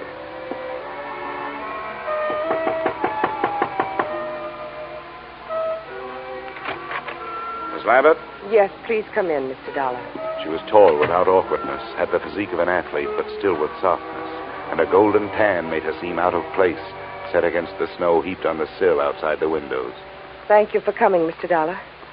I realize that mine was a rather unusual request to make of an insurance company. Not at all, Miss Lambert. The company doesn't want to lose a policyholder any more than you want to lose a brother. But there are a lot of good private detectives in New York. I couldn't afford one. I had thought of notifying the police, but I realized that Bruce's case would be just one of many to them. They're so impersonal. And if there's a chance of any notoriety... Miss Lambert, if you mean that for some reason you'd rather the police didn't find him, you'd better tell me about it. Yes, of course I was going to. I don't see how it could make any difference. Please sit down. Maybe we'd better start way back at the beginning, huh? That would be in Egypt, wouldn't it? Yes. In the desert some 100 miles west of Thebes. My brother's an archaeologist, and he'd uncovered some ruins. It was quite an important discovery, something about the 12th dynasty. I don't know much about it. You were with him? Yes, I didn't spend much time at the excavation site. I stayed in the village. But the reason the police might make it difficult is that Bruce discovered some relics that he didn't declare to the authorities there. You mean he swiped them? Well, if you're in the habit of using extreme bluntness, I suppose you could put it that way. All right, I'm sorry. Please, Mr. Dollar, this is quite unpleasant for me. If Bruce had stolen all the relics, you wouldn't expect it to make any difference in how I felt about his disappearance, would you? Well, I'm afraid I can't do anything for you. I've got to know these things if I'm going to help you. Wait. I'm sorry. I'll tell you everything I know. All right. What were those relics that your brother didn't declare? Well, I'm not sure how many there were. There was some statuary, an obsidian head of some old king, and then there was a scarab. It was supposed to have been the official seal of this king. Do you know how valuable this stuff is? I'm afraid that it might be very valuable in some circles. That's what I was afraid of, that someone harmed Bruce or even... But there's so many things to be afraid of. He isn't strong. Maybe even his mind. He was injured quite severely in a traffic accident in Alexandria just before we left Egypt. I've got to find out what could have happened to him. Oh, come on. We can't find out this way. What does your brother look like? Is he light or dark? Here's a snapshot. Oh. He's blonde. His hair is straight and was quite long when I last saw him. And that was 4 days ago? Yes. The day our ship docked, I was arranging for my luggage. He just disappeared. What else? What's his build? Slight, medium, heavy? Slight, I'd say. What about his clothes? Well, he was wearing a dark blue suit and a gray overcoat. The right sleeve of both would be empty, because his right arm and shoulder are in a cast. Uh-huh. A traffic accident. Yes, both were fractured. I wish I were able to be more help. But I've told you everything I know. He just vanished. Did he have any enemies that you know of? No, there's not even that. I can't let myself lose hope. But what can we do? How do you start looking for somebody with so little to go on? Before I answered her question, we started at the beginning again. The second run-through was pretty much like the first. But disappearance from a foreign ship in the port of New York is not as easy as the telling of it. I left the troubled Marcia, checked into an 8th-floor room in the Brighton Arms, where a phone call told me the North Fleet had already sailed. No hope of information there. So I headed for the U.S. Customs Office. Good afternoon. Mr. Nixon? Yes? Well, my name is Dollar. I'm an insurance investigator. The girl outside said you could help me. I'd like to get some information on a passenger who arrived from Alexandria on the North Fleet. North Fleet. Well, I'd have to know the day of arrival and the name of the line. It was 4 days ago. They'd made it... that would make it the 20th. It's a British ship. North Fleet. Well, no. What was the passenger's name? Lambert. Bruce Lambert. Did he clear any luggage through customs? Bruce Lambert. Yeah. Witnessed the examination of one piece of luggage, a suitcase, personal effects, one piece of statuary purchased in Alexandria, no duty. What address did he give you? Bruce Lambert. No street number, no hotel, the Brighton Arms. Oh, the Brighton Arms. Well, don't count on that.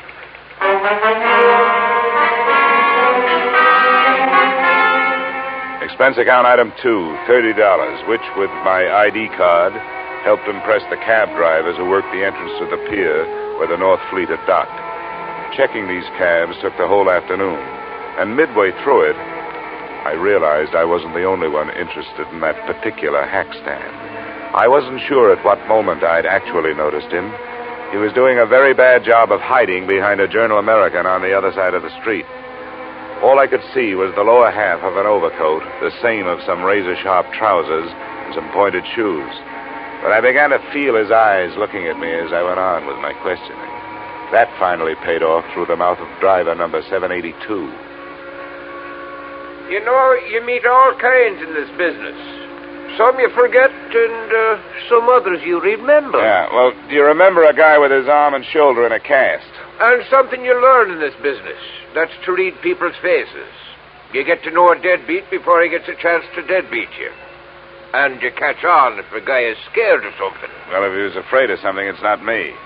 He's been reported missing by his sister. I've been hired to find him. How much does $10 buy? You know, maybe he don't want to be found. Is that what you think? Sure. He paid me more to climb up than you offered. Well, I've got more. What are you going to do with him? I want to talk to him. I want to find out if he's all right. If he wants to stay lost, that's his business, not mine. How's 25? Get in, my boy. It's not very far from here.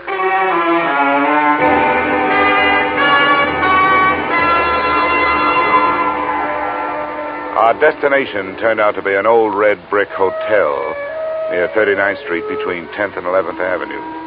And it occurred to me that as an archaeologist, Lambert was running true to form. He'd even used some ruins to hold up in. One $5 bill brought the information from the room clerk that Lambert was out of his room, and another brought a pass key that let me in.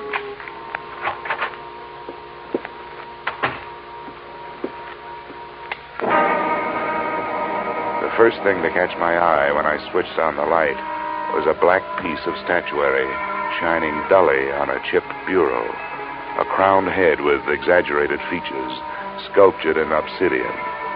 I posed myself this riddle. If it was so valuable, why didn't Lambert take better care of it? But before I had a chance to try for the answer, a foot nudged the door open behind me. As might be expected, it was wearing a pointed shoe and was followed into the room by a slight yellow ivory-skinned man who rather resembled the black statue.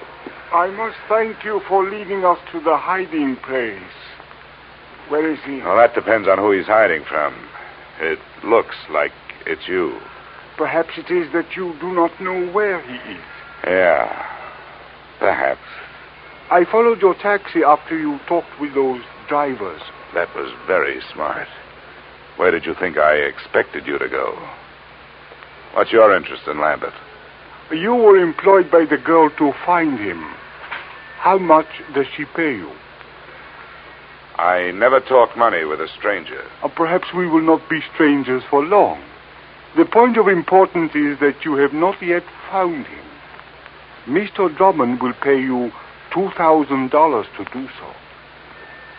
Mr. Drummond is generous, but what makes you so sure I haven't found Lambert? Because he is not here. But that only means he's someplace else. Please, I have no wish for violence. Well, then put that thing away. In the first place, gunfire, even in this neighborhood, is going to bring the law. In the second place, that's a lady's gun. One of those handbag jobs. You know, you ought to be ashamed of yourself for carrying it. Please, I have no wish to use it. Then get rid of it.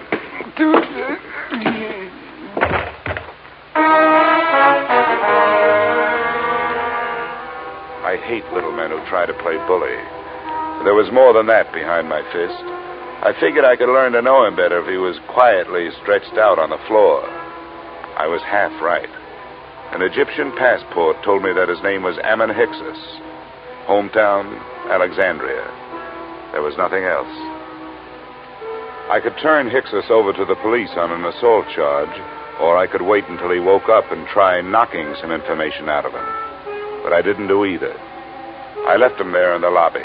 I gave a message to the room clerk for Lambert, telling him to stay out of his room when he came back and to phone me at the Brighton Arms.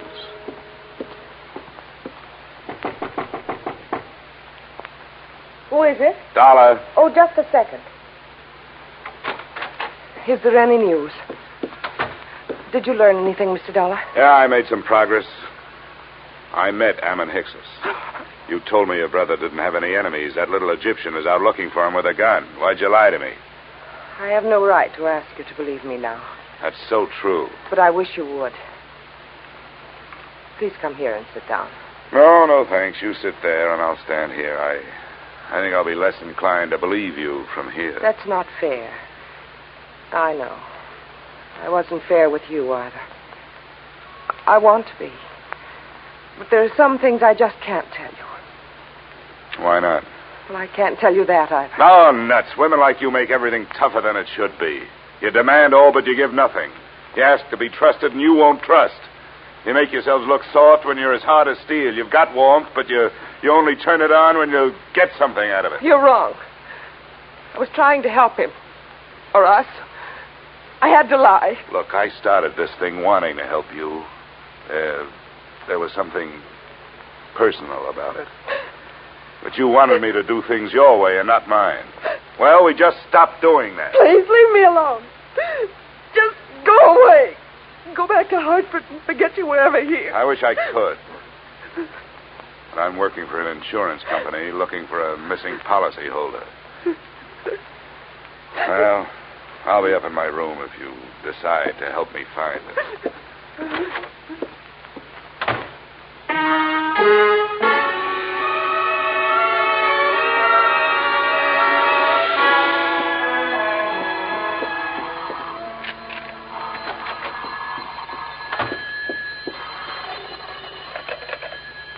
Yeah? Is this Mr. Dollar? That's right. This is Bruce Lambert. I got your message to call.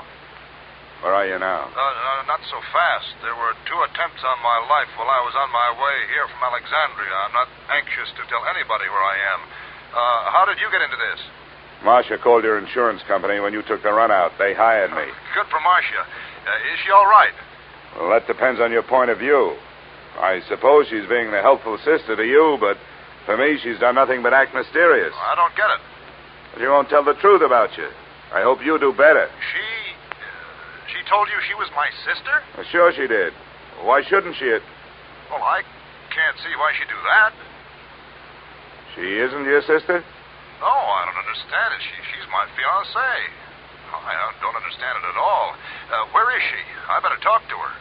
That's a good idea. Room 317, Brighton Arms. I'll be there with her, waiting for you.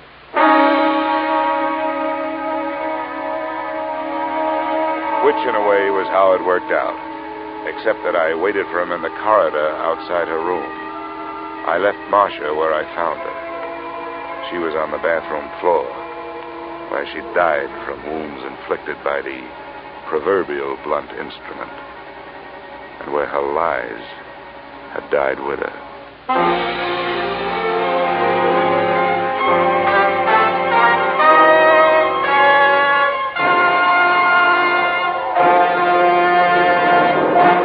In just a moment, we will return to the second act of yours truly, Johnny Dollar. But first...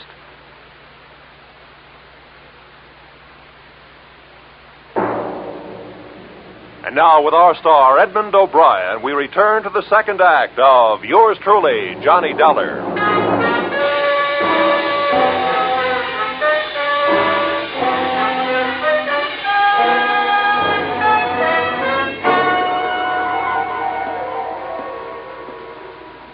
Bruce Lambert?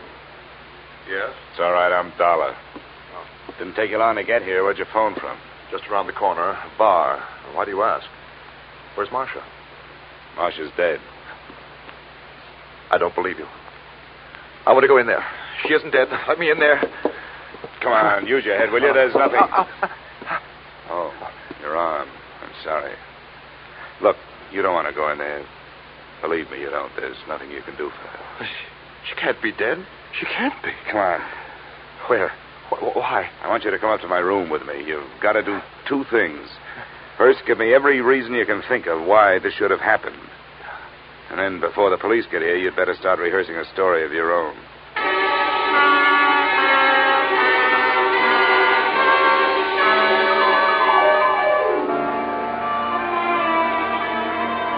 Now, Abbott, the first hole in Marcia's story is that she wasn't in Thieves while you were working on your ruins. That's right. I didn't even know her then. I met her in the hospital in Alexandria after my accident. I was there for 2 months, you see. She was my nurse. But she did know about the relics. That statue and the scarab that I haven't seen. Oh, yes. Here it is. This is the scarab. Oh, yes, she knew. We talked about my little deceit. Well, how little is it really? You talk about 2 attempts on your life. Now we have actual murder. You'd better let me have that scarab. Oh, yes, of course. But surely you don't think the relics are at the bottom of this? They're rare, but not valuable enough for this. Unless someone knows more about them than I do. I doubt that. I have made a thorough study of the 12th dynasty and King Amenemhet III. It's a carving of his head. What do you know about a man named Ammon Hyksos? And another whose last name is Drummond? Hyksos? Ammon Hyksos? Do you know him? Does it ring any kind of a bell? No, I'm afraid not. And Drummond means nothing. Oh, all right. Let's try the 2 attempts on your life. What about them? Well, they happened on the nights of the 17th and the 18th. Both of them could have been accidental, except that, well, the same small man stood near me both times. It would be too much for me to hope you could describe him, I suppose. Well, it was dark.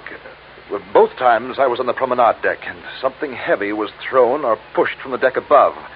I reported the second one, and the ship's officer apologized for the carelessness. But you thought enough of it to disappear? Oh, well, I certainly did. Instead of going to the police? Yes. Oh, I suppose it was wrong, but you must understand, I was desperate. Well, we'd better go down to the 3rd floor. I hope the police think more of your story than I do.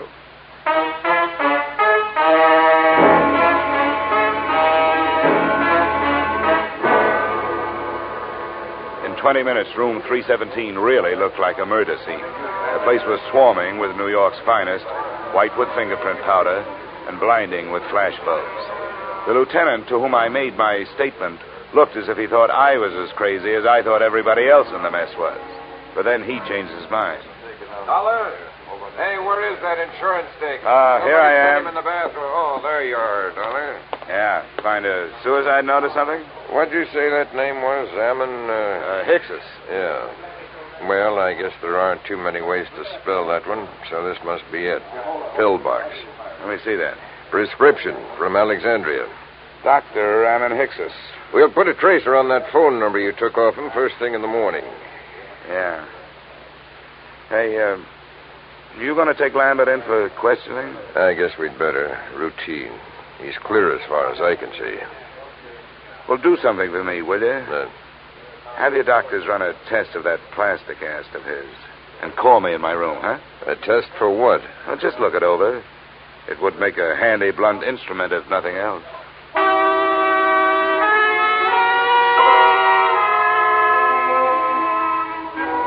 Expense account item 3, $7.50.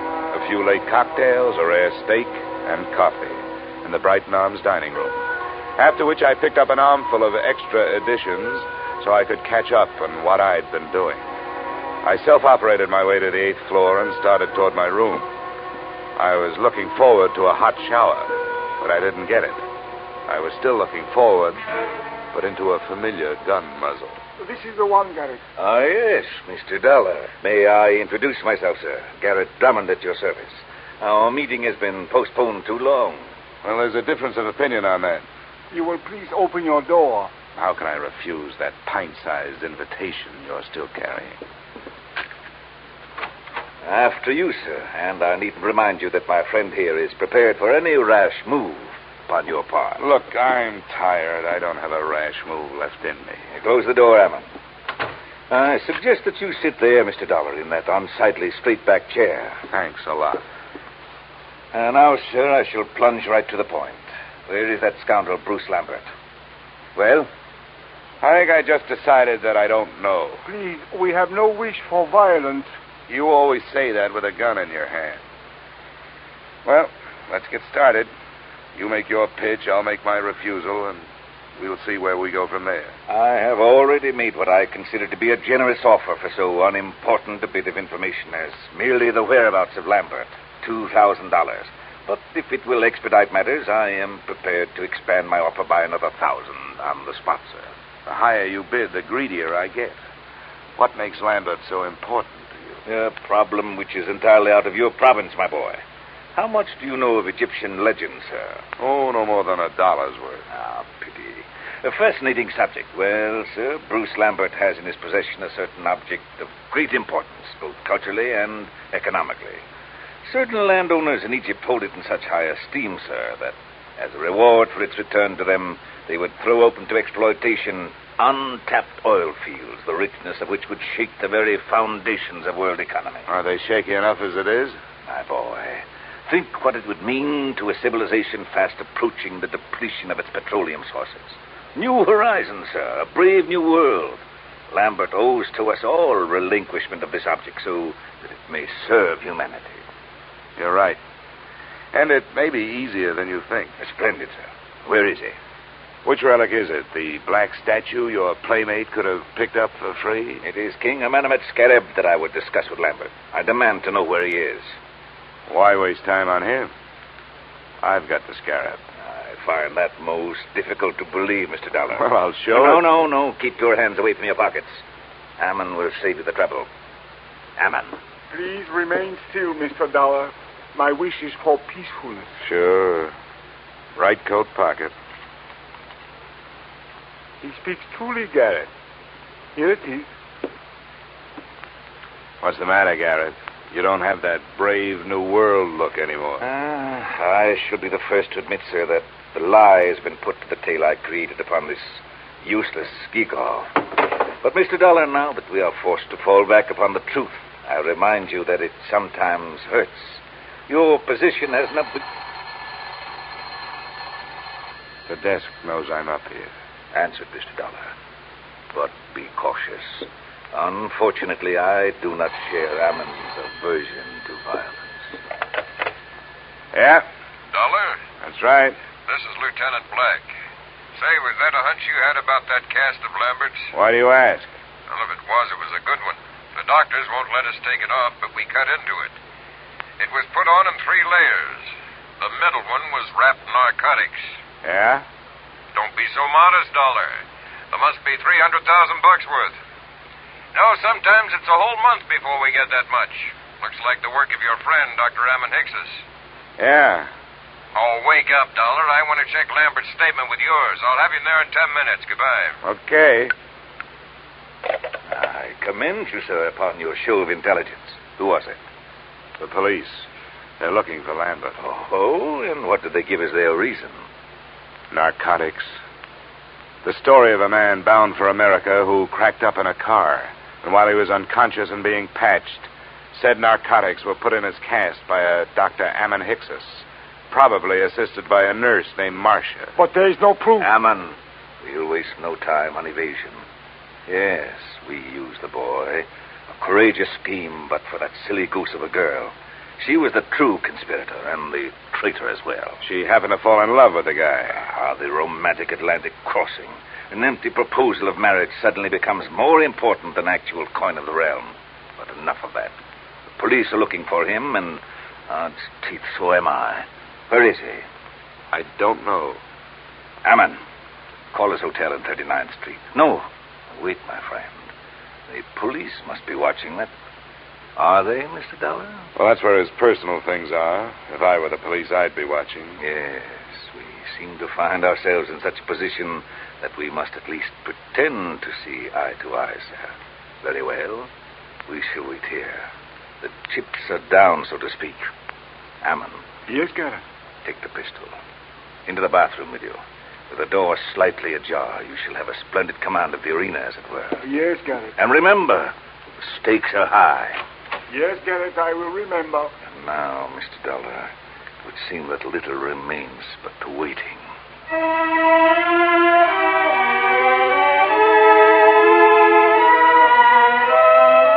The waiting was more than enough. Drummond settled himself on the bed, facing the door, his pudgy hands folded over his bulging waist. I was still in the desk chair, facing him. As usual, the police were late. 20 minutes passed before we heard the knock on the door. Your guest, Mr. Dollar. Come, we shall go to the door together. Now, keep your back to me and open it. It's your party, Drummond. Come in, Lambert. Not Lambert, the police. Hammond, shoot! Hammond, my friend.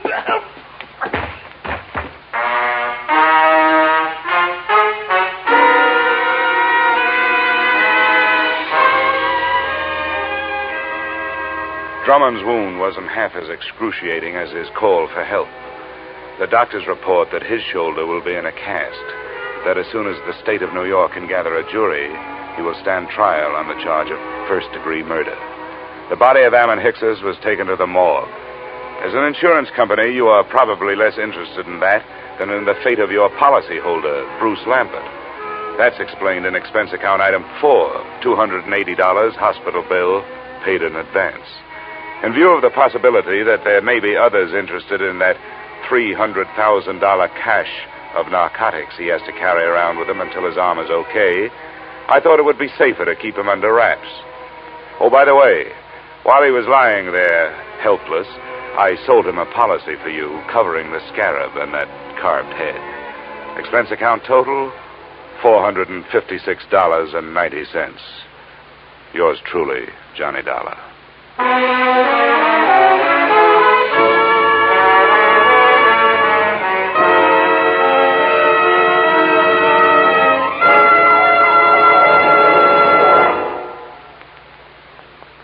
Yours truly, Johnny Dollar, stars Edmund O'Brien in the title role and is written by Paul Dudley and Gil Dowd with music by Leith Stevens. Edmund O'Brien can currently be seen starring in Harry M. Popkin's United Artists production, DOA. Featured in our cast were Virginia Gregg, Jay Novello, Ed Begley, John Daner, and Pat McGeehan. Yours truly, Johnny Dollar, is produced and directed by Jaime Del Valle.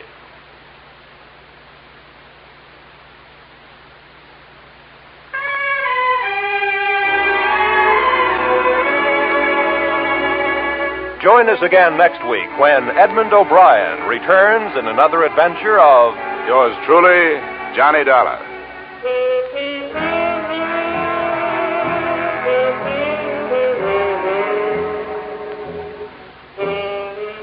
$54,000 is burning a little old hole in that little old jackpot of Sing It Again this week, just waiting for somebody to light up the right answer and drop the cash and prizes in his lap or her lap. Dan Seymour gives the gals the same chance he gives the fellas when he starts putting in those calls from coast to coast. So be listening this Saturday when Sing It Again and the $54,000 Phantom Voice come your way on most of these same CBS stations. This program was transcribed in Hollywood. Roy Rowan speaking. This is CBS, where yours truly, Johnny Dollar, meets adventure every Friday night, the Columbia Broadcasting System.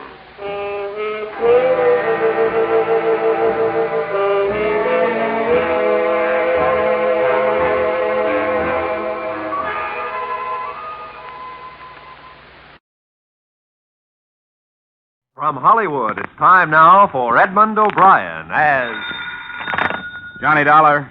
Jack Barton, Johnny. Take this down. Policy number 245-7809. Got that? Yeah, got it. Los Angeles, California. Amount $1,150,000 straight life. Beneficiary, Mrs. Mabel Trandom. Insurer, her husband, Mr. Harold Trandom. Right, sold down. Now, what's the problem? Officially, there's none. As you know, the company can't take any preventive action. But we certainly aren't very happy to learn that there has been an attempt on Mr. Trandom's life.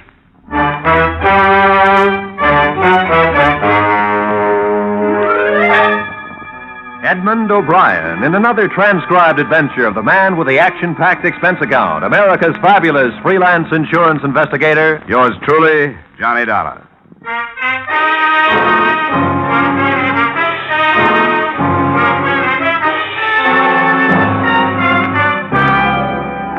Expense account submitted by Special Investigator Johnny Dollar to Home Office, Clayson Mutual Assurance Company, Hartford, Connecticut. Attention, Jack Barton.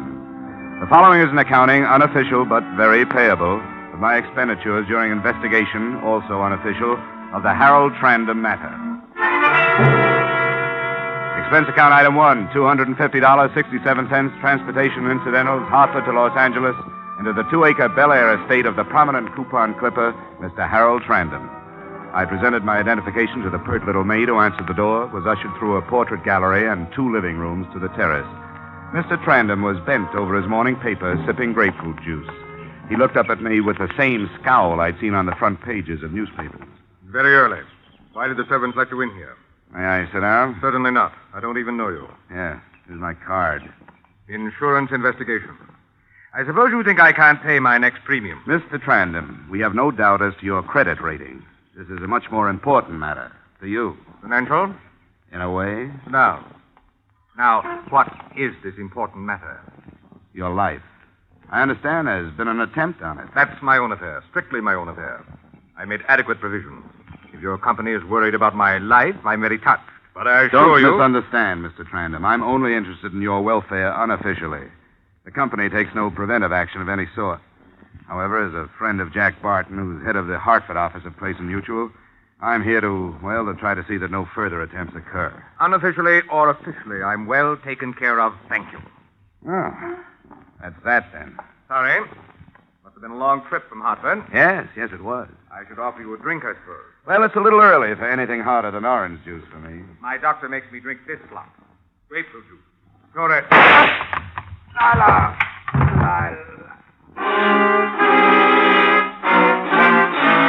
Slumped over the table and slid to the floor, still holding his chest. An army of servants rushed out and tried to look like they knew something.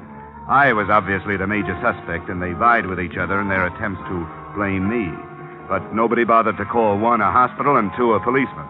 Finally, one big guy, obviously a bodyguard, scooted everybody but me off the terrace and sat me down. Besides, you didn't do it, did you? No. I didn't think so.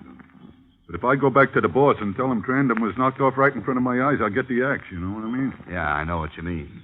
No, I'm prepared to exchange information with you. Well, that's mighty generous. I'll see you later. No. Please, wait, don't go. Lord, didn't you see nothing at all? Nothing I can go back and say, Mr. Halmer, I had my eyes open? Well, if it means your job. Yeah, it does. Believe me, it does. I saw a wisp of blue smoke over there, that clump of bushes across the lawn. And a man, he run away. No man, just smoke. The shadow of a man. Just smoke. The gleam of the gun. A thin wisp of blue smoke. This is all? Look, you can make up the rest as you go along. Now, if you'll excuse me, I got a phone call to make. I think the police ought to know about this.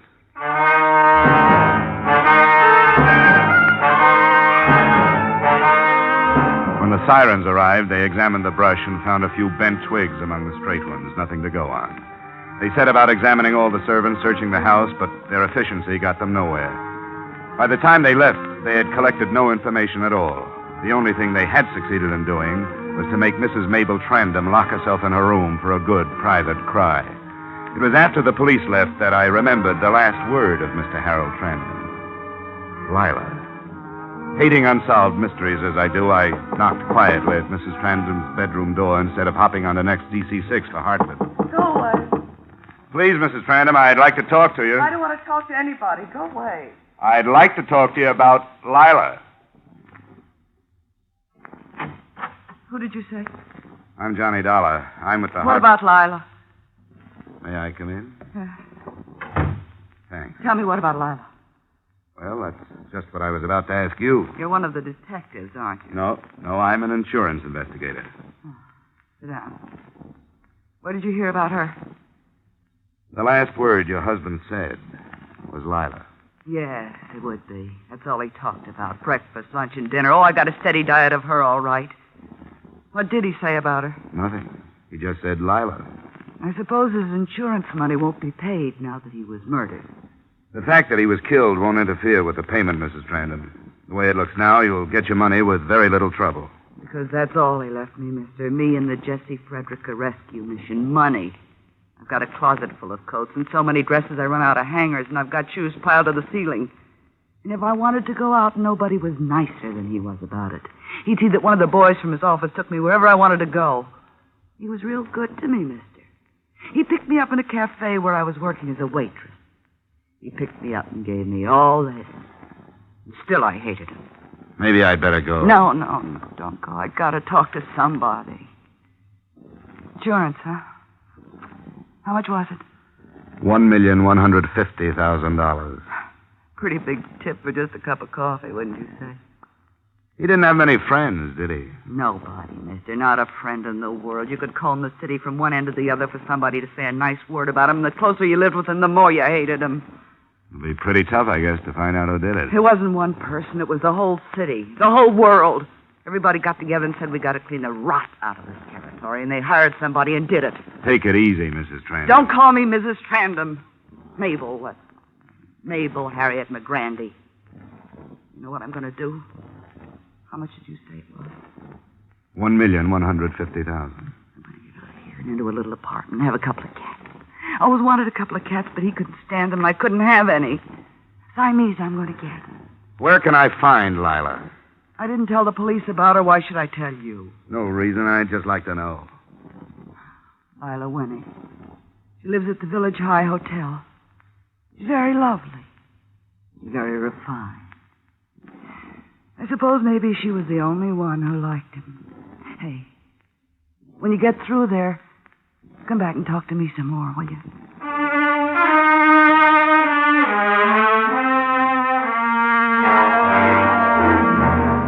Expense account item 2, taxi fare to the Village High Hotel in North Hollywood. 4 tanned kids dashed in and out of a sprinkler's path. I walked to the last apartment to the right and knocked. I knocked again. I knocked a third time and tried the door. It was locked. I looked in the window. Through the lace curtains, I could see the body of a girl. Her head lolled crazily to one side, and there was a small red dot on her temple. The police investigated. The bullet hole was the quick work of a .38. There were letters in the bureau drawer, letters to Harold Trandom. The sergeant who found them grabbed the nearest chair, propped his feet up on a stool, and settled down for a long day's reading. Hey, listen to this.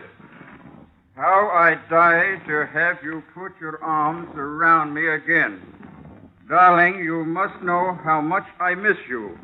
You must know how much I love you. And then she takes it from there. All right, Sergeant. You've had your kicks for today.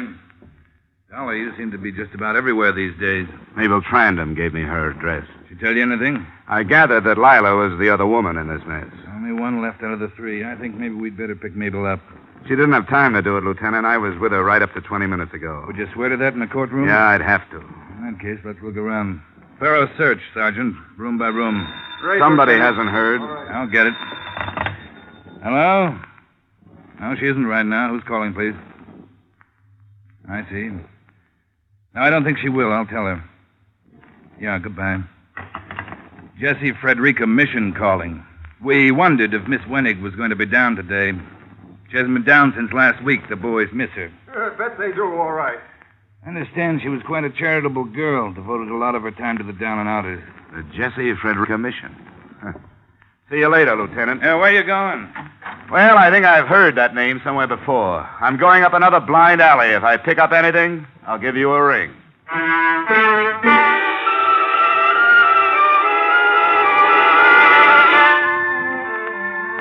Expense account item 3, $4.90. Transportation Bel Air to the Jesse Frederica Rescue Mission on Main Street. Now that the mystery was doubled, I thought it wise to follow up every enterprise the two late lovers had in common. The driver let me out in front of a store with the Jesse Frederica Mission, everyone welcome, painted on the window in gold. I walked into the place past little groups of sullen men sipping their coffee from tin cups. There was a room labeled, Wait in Here. An abrupt young man, nattily dressed, motioned me into an inner office and closed the door behind me. I was all alone, except for the smiling old lady at the desk. Your name, please? Johnny Dollar, I'm here on business. Certainly. And you've had a bath. Well, this morning You do look pretty clean. I think our young men have a tendency to stay clean much more than, say, 30 years ago. Don't you? Oh, definitely. But I'm not here for a bath. Oh, sorry, but it's required. Any dependents? Not as yet. Good. Have you tried to get a job of any kind? The United States Employment Service? A private agency? I've got a job. Oh. Well, then, I'm sorry. I'm an insurance investigator. Oh, you're a graduate. Well, we've had so many come back and thank us. How long since you've been here? A long time. Are you Mrs. Frederica? Miss Frederica. Oh, yes. Well, Miss Frederica. Do you know Miss Lila Wenig? Why, certainly. She's on our board of directors. A wonderful girl. Uh-huh. Did Mr. Harold Trandom also serve on your board of directors? Why, yes, he does. They're very good friends. Yes, I know. I've got bad news, Miss Frederica. They're dead. They were killed. Oh, that's terrible. An automobile? No. How did it happen? Murder. I'm an insurance investigator. If I could stay here for a while, I might be able to learn something of importance. What about it? Well, I don't know. We've never done anything like this before. I promise I'll take that bath. Can't you just pretend I'm one of your boys? Well, perhaps I could, Mr. Dollar. Perhaps I could, Mr. Dollar. You just use all the hot water you want to.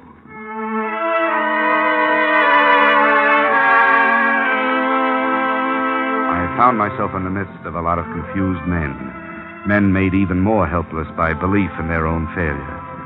I hung around the rest of the day listening to their stories.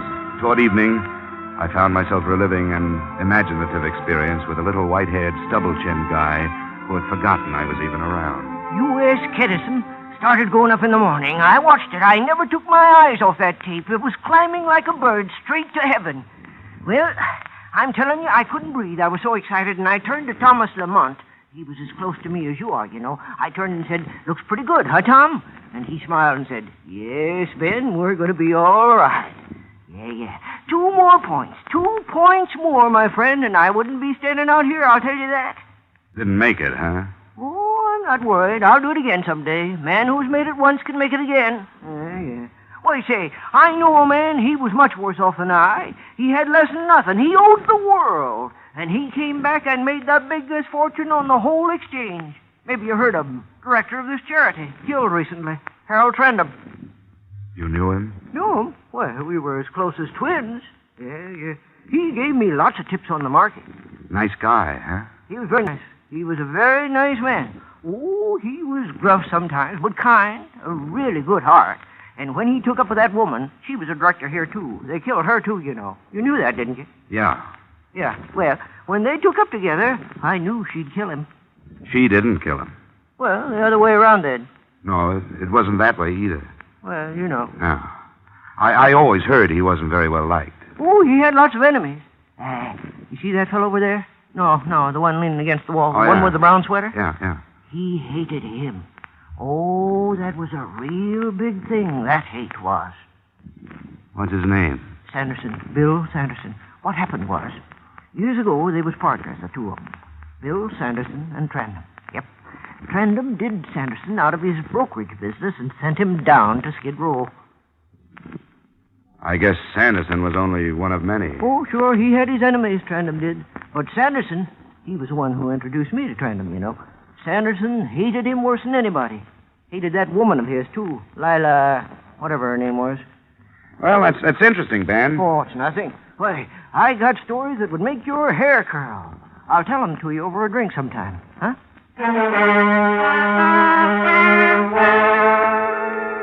I had noticed Sanderson watching me out of the corner of his eye.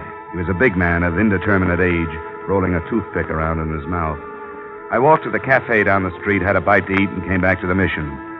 A crowd was gathered in one corner, talking excitedly. I moved through to the front row and looked down. There was little Ben, lying dead on the floor. I moved back through the crowd and right into Bill Sanderson. Dollar, maybe you better come along with me. The sliver of shining metal in his hand convinced me to come along with him. There didn't seem to be a great deal of choice. He stopped me in front of a door 3 buildings down, opened it, shoved me in, and closed it again. Inside, it was not quite pitch black. I'm glad to meet you, Dollar. Any friend at Trandam's is a friend of mine.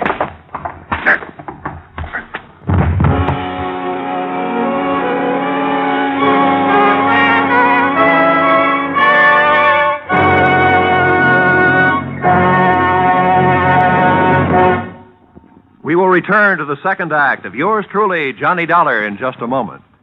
The radio audience has the chance to be a part of a quiz show. They can enjoy laughing along with the nation's top comedians, too. But Dr. Christian is the only dramatic show on the air which is actually written by the radio audience.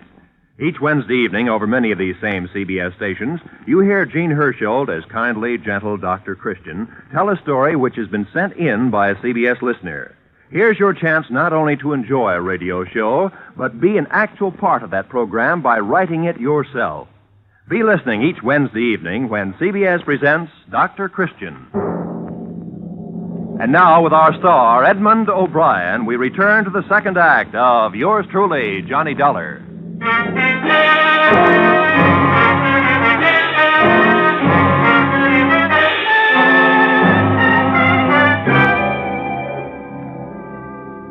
I don't know how many times Sanderson tried to use his knife. Perhaps he was getting too big a kick out of wearing me down to use it at all. Then I was able to maneuver him around with his back against the light from the street. I grabbed his arm and smashed his fist against the wall. It was the fist with the knife, and when it dropped to the floor, I went about my work with a new zest. You picked on the wrong guy, sir. Come on, get up. Okay. Come on. Take it easy. Get up, Sanderson, get up. Stand up straight. Hey, come on now. What about it? Lay off, huh? I got a lot of questions. About how you killed Harold Trandam and Lila Weinig and Ben. They found out, didn't they? Out of my way! He pushed me aside and went out the door, melting into the population of Main Street. For me, the mystery was over and the manhunt had begun. Got away, huh? Yeah. He played possum and I fell for it. Yeah, we got all the cars on the lookout. Too late to stake out the neighborhood. We'll get him. You can go on home. No, I'll stick around just for laughs. I've got kind of a personal interest in this case. So I see. Didn't do your face much good. I think I'll drop over to the widow's house. Oh, Mrs. Trandam? Yeah, she asked me to drop back to keep her company. With Sanderson on the loose, she may need more company than she thinks.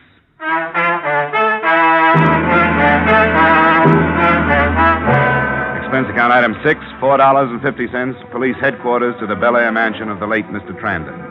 As the cab pulled away, I noticed a familiar hulk standing on the stoop. It was the big bodyguard, and he ran toward me as if he'd just seen an old friend. Oh, mister, I'm so glad to see you again. You just don't know. Hadn't you better report back to the office? There are liable to be plenty more bodies to guard. I was fired. Oh, no kidding. He wouldn't even give me a chance to explain. Mr. Halmer, I said, mistakes happen. What happened to me could have happened to anybody. I really had my eyes open. I seen a big guy with a .38 revolver over 100 yards away, and he run for cover. I chased him all over the plantation and finally caught him. Look here. I even brought him a piece of the suit the guy wore. Recognizing a .38 from over 100 yards away didn't do your story much good. You know, I thought about that later. Uh-huh. And that guy whose suit I tore is threatening to sue me. You made a good try. Say, you don't know where I could maybe get another bodyguarding job, huh? Have you tried plumbing? Bodyguarding is the only job I know. I'm skilled. I'll tell you what. Hang around with me for a while. What's the fee? Oh, no fee. You can use the experience. I'm sorry. I have my price. A man with your pride doesn't need a job. So long. Oh, no, wait. You caught me desperate. 10 a day. I'll put it on the swindle sheet. What was your name? Max. Okay, Max. Get your foot out of that flower bed and come on.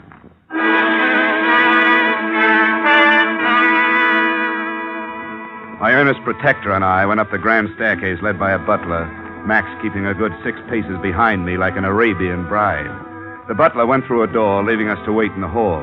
When he came out, he whispered to me to wait. He went downstairs. I opened the door, leaving Max on the outside, and walked in.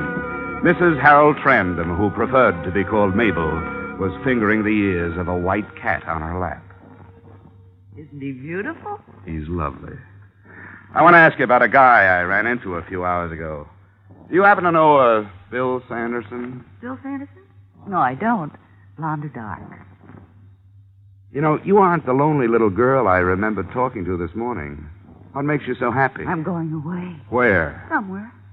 How much did you say that policy was for? A lot of money. You can mail it to me. You going alone? All alone. Pretty girl like you alone all this time? Hard to believe. Oh, it'll be different now. You'll see. I've got my next guy all picked out. In my mind, I mean. He'll marry me for my looks and my money, but mostly for my money. Then I can be boss for a change. You wouldn't mind if I took a small look around the room, would you?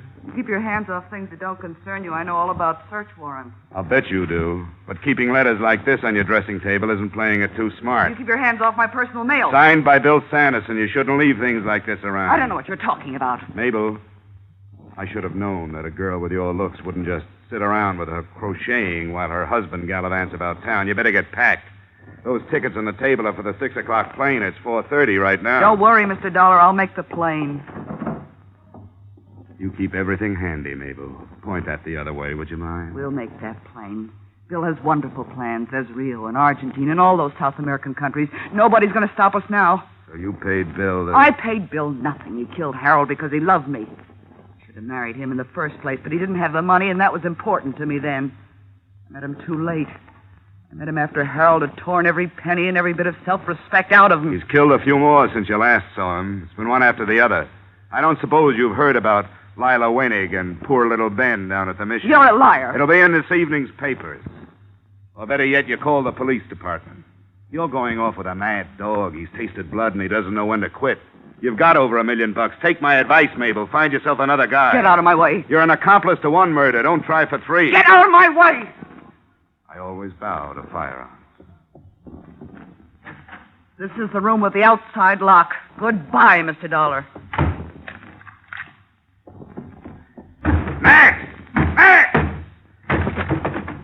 Hey, boss, what happened? Where were you? Oh, I was catching a few winks. Tired? I thought I'd die. That's being on the job, Max. You're fired. Why? What'd I do? A young lady and a killer are about to embark for South America, and you asked what you did. Here's your 10 spot. Try the want ads. I ran down the stairs, brushed aside the butler, and opened the front door just in time to see Mabel's car pull out of the garage and grind over the gravel to the gate. Through the rear window, I saw her suitcases piled high in the back seat. I rushed back into the house and grabbed the phone.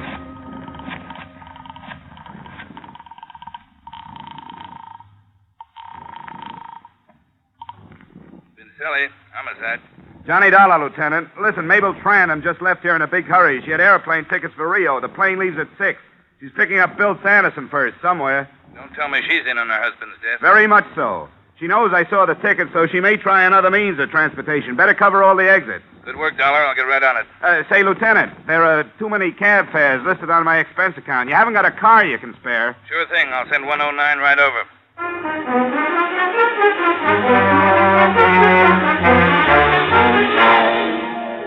He sent 109 right over. We got to International Airport in time to check the passenger list. Sure enough, there was a name, Mabel Trandom. We waited till departure time, and I felt a little like Drew Pearson must when his predictions come true. She didn't show, Dollar. I better check with headquarters to see if she's been reported at the railway stations or the bus depots.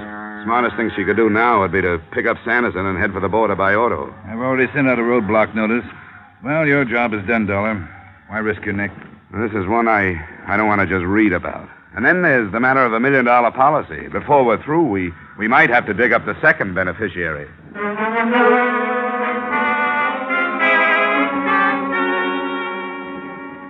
Lieutenant Pincelli checked with headquarters. They had not shown at any departure points.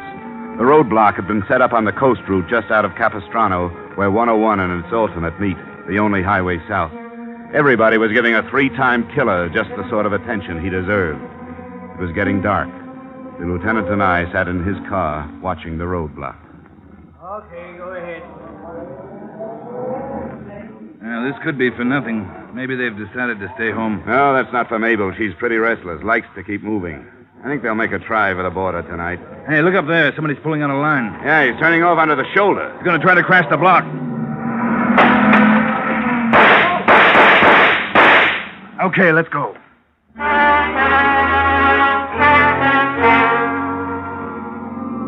We weren't even sure it was Sanderson and Mabel. Might have been a couple of rum smugglers for all we knew.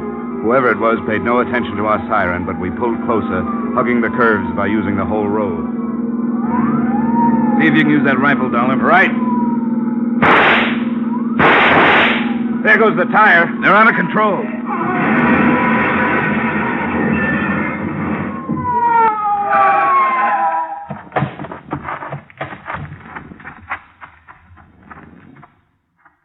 Yeah, is that the car? Yeah, that's it. Let's try to get this door open. No use, Lieutenant.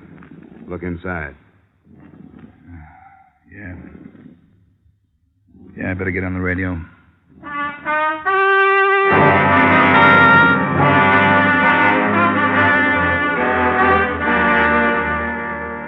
Expense account item 7, another cab fare, $4 from my hotel to the Jesse Frederica mission. It was a week later. The old lady nodded me to a chair, and I sat down. Well, Mr. Dollar, it's good to see you again. Won't you sit here? I think this seat will be more comfortable. Thank you. I've just come to say goodbye, Miss Frederica.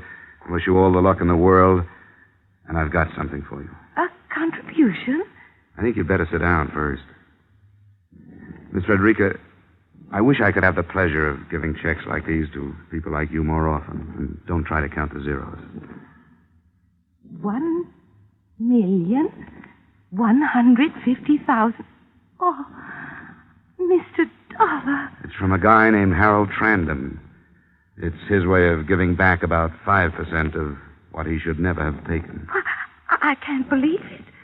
How did it happen? He named the Jesse Frederica Rescue Mission as a second beneficiary, and the first beneficiary is dead. Please excuse me, Mr. Dollar.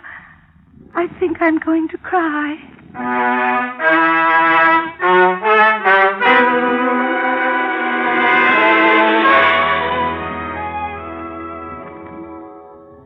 She did. As quietly as possible, I got up and left.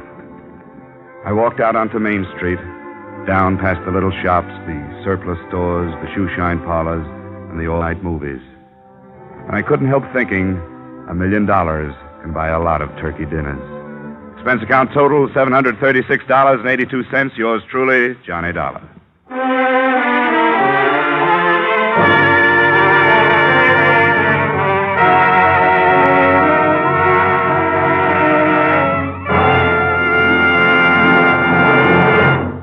Yours truly, Johnny Dollar, stars Edmund O'Brien in the title role and is written by Gil Dowd and David Ellis with music composed and conducted by Leith Stevens.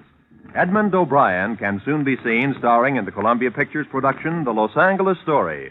Featured in tonight's cast were James Eagles, Ted Osborne, Ed Max, Gloria Blondell, Raymond Burr, Ida Reese-Marin, and Junius Matthews. Yours truly, Johnny Dollar, is produced and directed by Jaime Del Valle.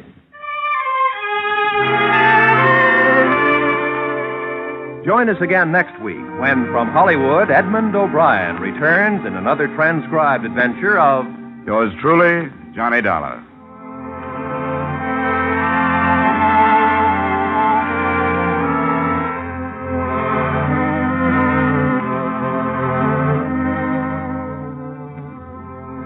This is CBS, where Wednesday night is Bing Crosby night.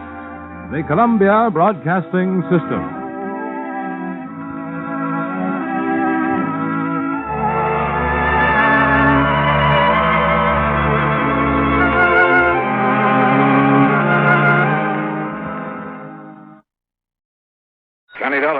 Calling Adam, Johnny. Huh? Who's that? Bert McGraw. Oh, hi, Bert. What's on your mind? Haley's Comet. What? Harry Haley, pitcher for the Spartans. They call his fastball Haley's Comet. Oh, yeah, sure. Great guy. Reminded me of a cross between Schoolboy Rowe and Bob Feller. Sure too bad about him and the Spartans. Breaks my heart. Oh, why? Haley's disappeared, and right in the middle of spring training. Well, maybe he got tired of playing ball. You kidding? A man that pitches like he does and is making $60,000 a year doing it? Your company hold a policy on him? For $50,000 double indemnity. But that's incidental. The Spartans don't stand a chance this year without Haley. You're wrong, Bert. Huh? What about? That policy. $100,000's never incidental.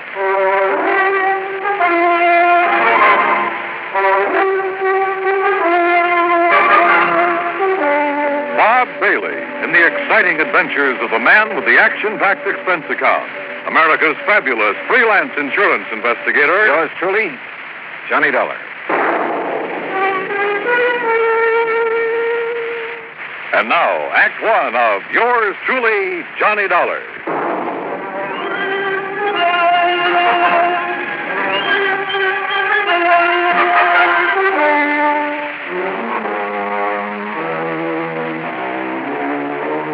Expense account submitted by Special Investigator Johnny Dollar to the Providential Assurance Company, 393 Dewey Avenue, Hartford, Connecticut.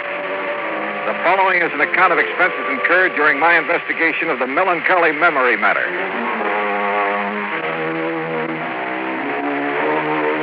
Expense account item 1, $1.20, taxi from my apartment to Bert McGraw's office. Bert's a large man with a voice to match. Before becoming an insurance agent, he played ball with the Bush Leagues and eventually spent a year with the Spartans. He'd never forgotten. Come in, Johnny. Sit down, sit down. Thanks. Sure didn't take you long to get here. No reason why it should. But That's why I called you, boy. Always on the ball. Yes, sir, I said to myself, if anyone can get in there and pitch, it's Johnny Dollar. A man with a real batting average. And just what the job needs. Yeah, sure. So what's the catch? Find Haley, that's what. Find Haley, dead or alive. Only I sure hope it's alive. Dead, he wouldn't be much good to the Spartans. Or your company, who'd have to pay out at least $50,000, huh? Or have you forgotten about that? Oh, good gravy. No, I'm a company man first, last, and always. In fact, I'm the bird who sold Haley that policy. When was that? About 6 months ago. The day me and the boys at the Lions gave him a testimonial dinner. Who's the beneficiary? Well, the original beneficiary was Haley's sister. Her name's Mildred Womack. Lives in Omaha. Oh, did Haley change the beneficiary? Yeah. Who figures to collect now? His wife. Her name. Wife? Papers didn't say anything about him being married. I know. Well, it happened recently? Since he's been in Tucson for spring training with the rest of the team. Oh, well, maybe he's on his honeymoon. Not Haley. Why not? Because, like I said, the team's been in spring training. Last week, they started playing exhibition games. Haley wouldn't miss those for anything in the world. And according to Slats Lewis, he's the Spartan manager, Haley was going to stand up against the Redlegs last Wednesday. But nobody's seen him since Tuesday night. Almost a week. Yeah, sure is. But it's still no sign he isn't taking a little vacation. Oh, Johnny, come on. This man's an athlete. A precision machine built to pitch baseballs. Did you know he started playing when he was 8 years old? Loves the game, huh? Yes, sir. And he doesn't think of anything, ever, except playing it. Oh, I wouldn't say that. He got married, didn't he? Oh. Oh, well, you know what I mean. Okay, Bert. Well, what do you got to go on? Well, maybe I got it right here. What's that? A telegram came in late yesterday. Here, read it. Feel sure my brother Harry Haley has been murdered. Please conduct thorough investigation before settling any claim on his estate. Signed, Mildred Womack. Where did you say she was? Well, she lives in Omaha, but that wire came from Tucson. You have her address out there? Yeah. I'd better have a talk with her. That's the way I'd play it. And, Johnny, yeah? Me and the Spartans, and, of course, the company are counting on you. You get a hit, okay? Coach, I'll do my best.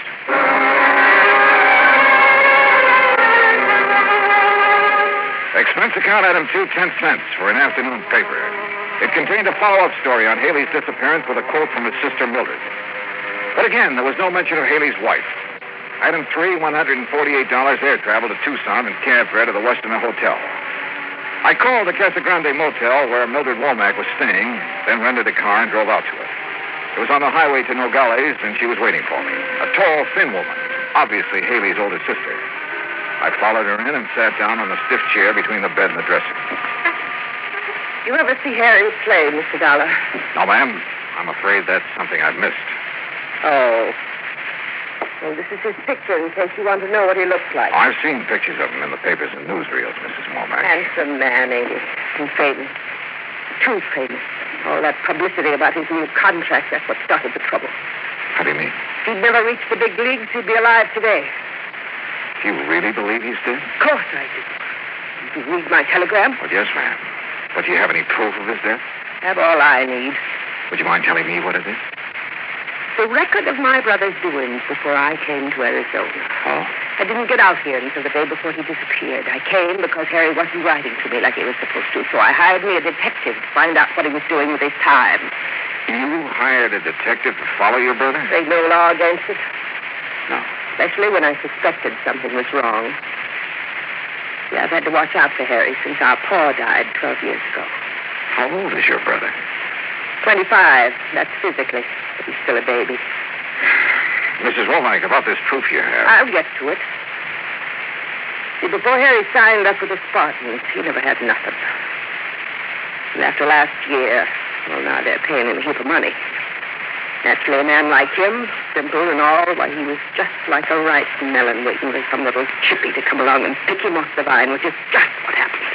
Then you know he's married. Of course I know, but I wouldn't have known if it hadn't been for that detective, Mr. Oglethorpe.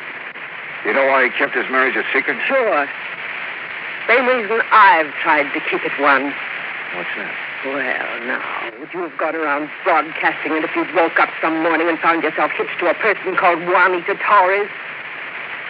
I don't know. Never met the lady. She ain't no lady, Mr. Dollar. Torres, Mexican. So? Well, you know. Afraid I don't. Oh, no. Well, this Juanita, she works in a nightclub, dance, as she calls herself. That's what Oglethorpe told you? That's right. The way I figure it, Harry must have been good and drunk to let her talk him into marrying her. Have you met her? Hope not. And don't plan to, neither. Well, don't you think that's being a little unfair, Mrs. Womack? I don't need to. I got all the information I needed from Mr. Oglethorpe's report. Little gold digger. But she's a horrible, cheap, painted dancing girl. You're sure of that? I am. As soon as she could, she had Harry change his life insurance, making her the beneficiary. And that was like putting a gun in her hand. And you think she had something to do with his disappearance? It's murder. It ain't no disappearance. That's a very serious charge, Mrs. Womack. But she's serious. Mister, Harry didn't run off. Leave me. He had no reason to. There just wasn't no reason for him to leave without telling anybody. You're sure of that? You'll find the reason. I'll change my mind. When I finally got away from Mildred Womack, I headed cross town to the Oglethorpe Detective Agency. Mr. Oglethorpe wasn't in, so I left word for him to call me, then stopped by Tucson's police headquarters. Lieutenant Snyder was in his office eating his lunch out of a paper bag. Dollar, come in. Pull up the chair. Thanks, Lieutenant. You like hard-boiled eggs? Sometimes. Me too, sometimes, but not every day like my wife thinks I do. You want it? No, thanks. Me either. Sergeant tells me you hear about that Haley case. Yeah, that's right. Well, that's not much, but you're welcome to anything we have on it. Well, what do you think's happened to him, Lieutenant? I don't know. When I'm around that sister of his, I'm convinced he's been murdered. When I start thinking about it logically. Yeah? Well, if he was murdered, where's his car, for instance? That missing, too? It sure is. Bright new red convertible. Well, if you've got the license, it shouldn't be too hard to find. Man like Haley shouldn't be either. Face as well known as his, you'd think somebody'd spot him. Dollar, we got an all-points bulletin out on both sides of the border, but so far, nothing. Just how far is the border from here, Lieutenant? About an hour's drive. Would be's down there someplace. Yeah, but like his sister said, why would he leave his team, his friends, his sister, all of them, without even a goodbye? No, it's got me. What's his wife say?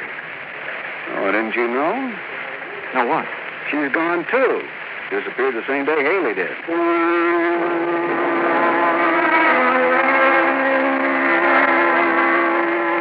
The Spartans were playing an exhibition game that afternoon, so after telling Lieutenant Snyder where I was staying and asking him to call me if anything broke, I drove out to the ballpark.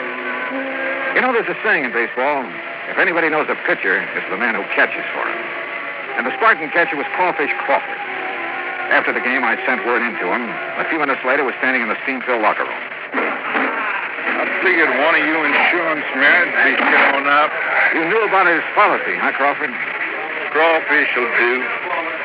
Yeah, every man on the team knew about it. We've been after him to get something like that. Start saving us money. Hand me that towel, will you? Yeah, sure. Thank you. Now, what was it you wanted for me to tell you? Anything you can about Haley's disappearance. Well, there ain't nothing much to tell. Well, did you see him at all the day he disappeared? Sure. He was my roommate. This was our second year together. A real nice boy.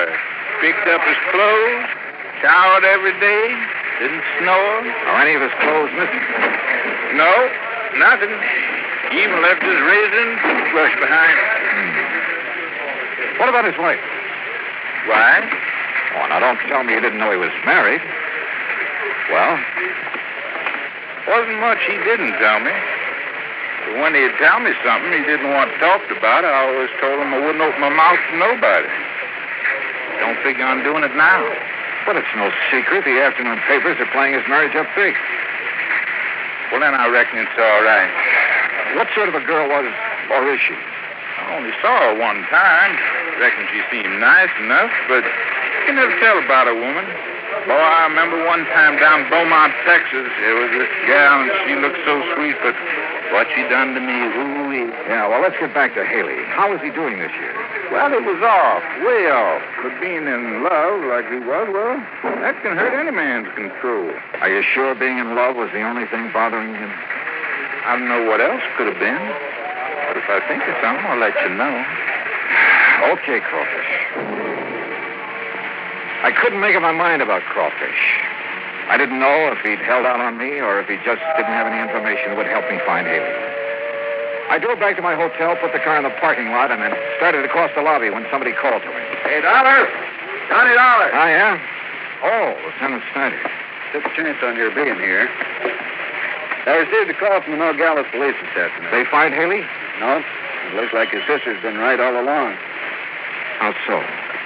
Mexican Highway Patrol found his car abandoned about 30 miles below Nogales. Well, that doesn't mean he's been killed. No, but there's something else that does. What? There was dried blood on the front seat.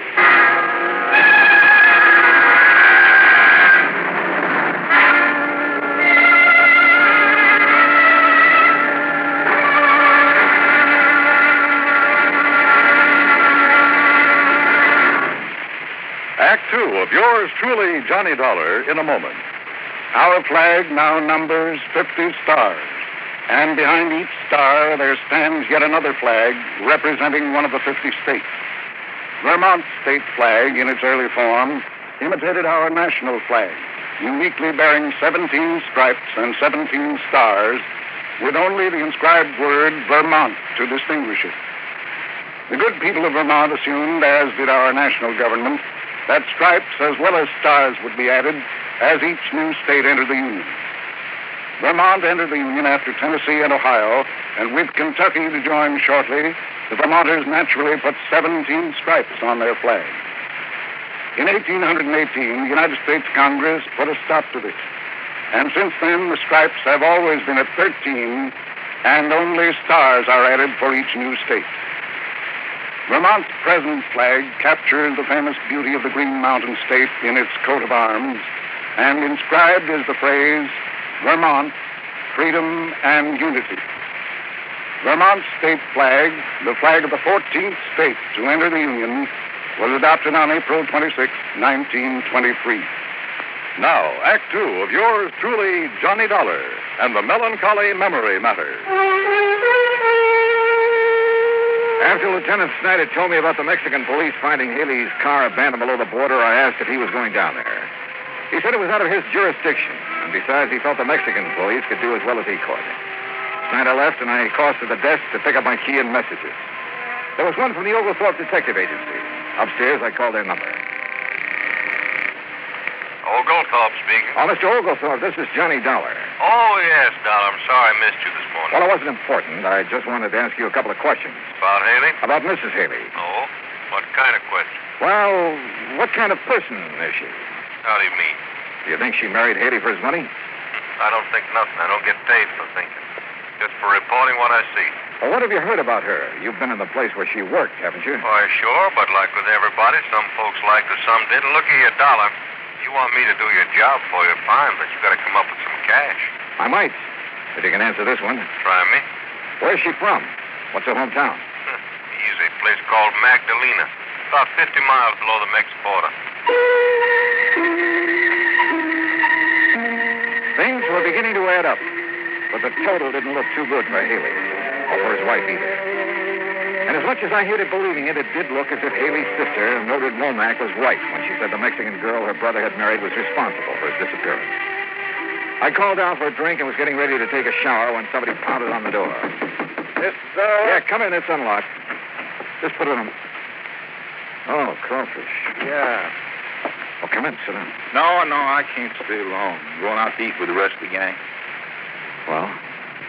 Well, I've been thinking, and I figure you might be able to make something out of this. Out of what? I'm breaking my promise to Harry by telling you. Go on.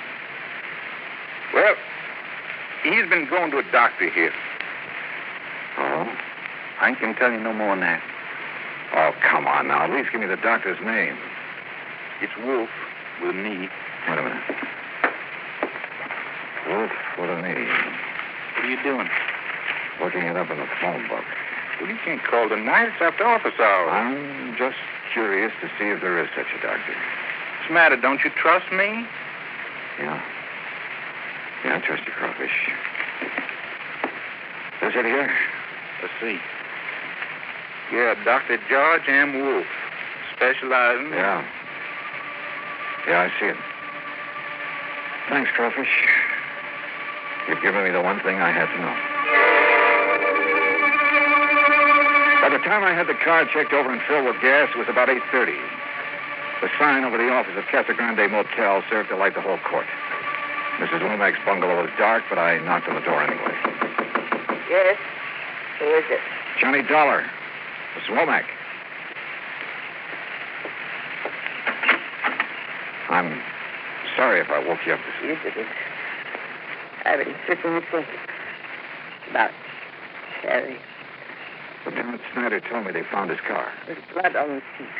It's like I knew all along. Mrs. Womack, I wouldn't give up hope if I were you. I gave up hope when I heard he'd married that girl.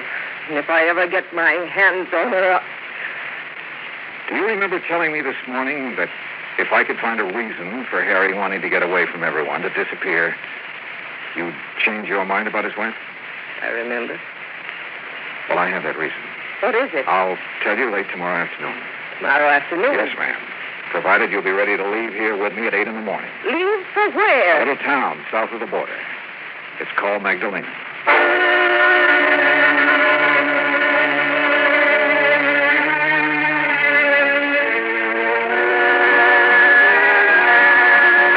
It's 65 miles from Tucson to Nogales. We made it in an hour. But from there on, the road became progressively worse. It was early afternoon when we reached the outskirts of Magdalena. Oh, really, Mr. Dollar, I wish you'd tell me what we're doing down here. I'll tell you when I'm sure, Mrs. Womack. You mean this may be a wild goose chase? It may be, but I don't think so. Oh, really? Oh. You'd think they'd have sense enough to keep their chickens at home. You don't care much for the Mexican people, do you, Mrs. Womack? No, I don't. Why not? You know? I sure do. Because they're so poor and dirty. By our standards, I guess some of them are poor. But as for being dirty, have you ever seen American ditch diggers or farmers after a hard day's work? Well, what about their children? They're always filthy. Like those over there. Huh? Where? In that field. See them? Yeah. Yeah, I sure do. Mr. Dollar, what are you doing? Be right back. Mr. Dollar?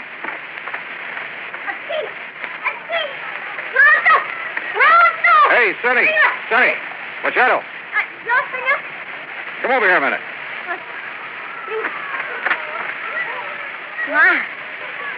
American? Yeah, that's right. You understand English? American? Poco. Good. Whoever taught you how to play baseball? We do not know, too. too good, senor. Yeah, I see. You have 5 bases out there. Yesterday, for the first time, she came to explain to us. I am sure there's 5 bases. No? No. Oh, it does not matter, senor. We are grateful for what she gave to us for the, how do you say it? Home run! The bat. The bat. And the guante. The glove. Well, who is this lady? What's her name? What I see? What? Senorita Juanita's daughter. Do you know where she lives? Oh, see. In the room of her father. You want me to show the way? Yes, son. That'd be fine.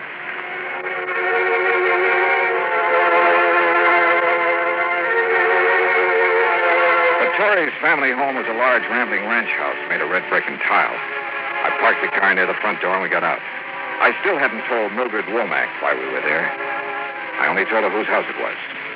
A servant escorted us into the living room, then left us alone. Really? Really, Mr. Dollar? Yeah? What is it now? Don't you understand how I feel?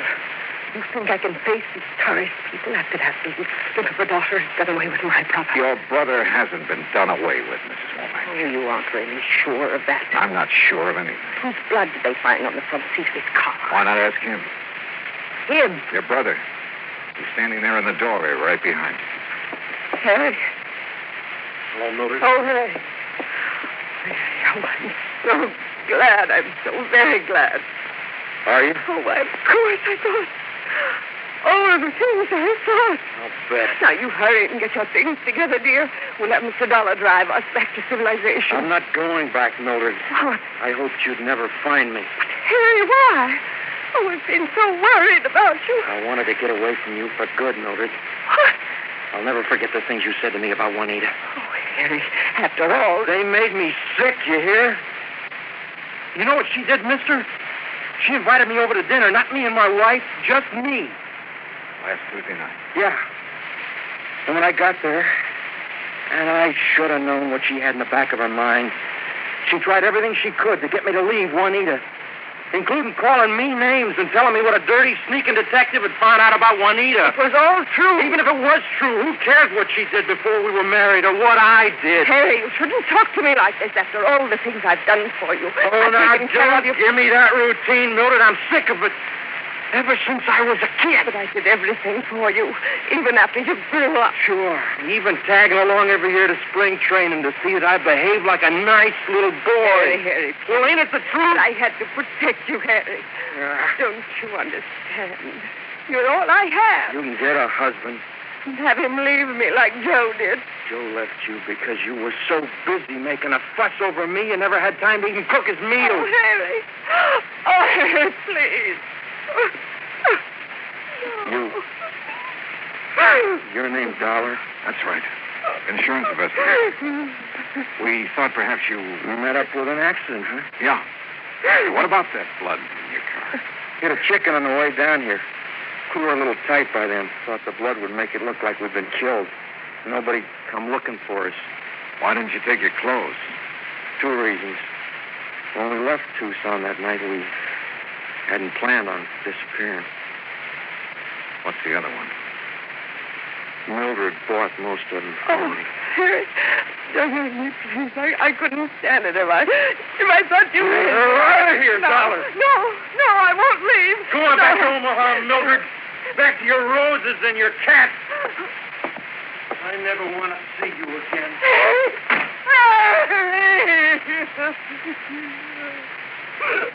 Oh, Max, please. I guess we've done it. Mr. Dollar, have I been wrong all this time? Selfish. Perdón. Señor. What? Yes? Señora. I am Juanita Torres Haley. You I know how you must feel about me, Senora, but please, I cannot help it if I love your brother. You really love him. Even as you do. More. And you must not feel too bad. too angry for what he had said. He is not well. He is not well. I do not know all of it, but he has had very bad news from the doctor in Tucson. Oh, no. He's very upset. I am sure he will forgive you when he is better. When there is better news. Thank you. Thank you for telling me. Juanita? Juanita! Come in, querido. Adios.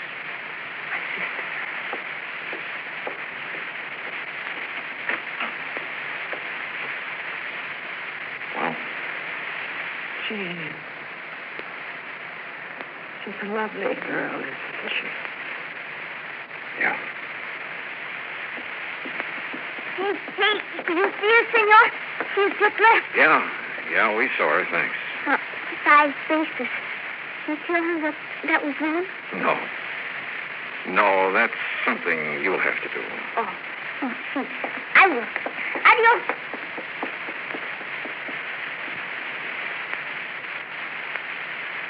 $1. Yeah. In Tucson last night. You said you knew the reason for Harry wanting to disappear. But you couldn't have known what he said just now. I learned he's been going to a doctor in Tucson. A specialist. Diseases of the eye. What? I called the doctor before we left Tucson this morning. He told me your brother is losing his sight. What? He's going blind.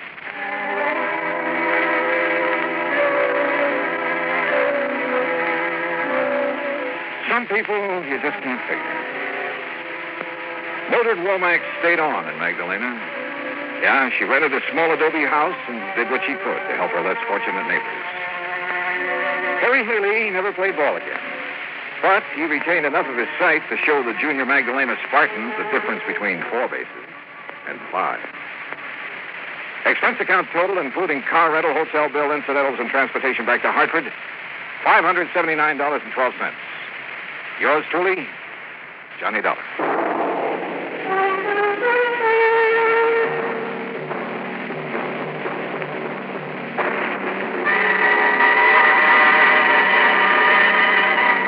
Now, here is our star to tell you about next week's story. Next week, 3 of the most unforgettable characters I've ever met. And believe it or not, a case that solves itself.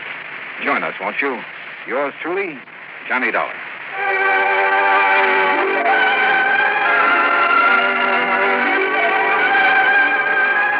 Yours truly, Johnny Dollar, starring Bob Bailey, originates in Hollywood. Written by Charles B. Smith, it is produced and directed by Jack Johnstone. Heard in our cast were Virginia Gregg, Lillian Bayef, Richard Beals, Barney Phillips, Frank Nelson, Harry Bartell, Dick Crenna, and Lawrence Dobkin.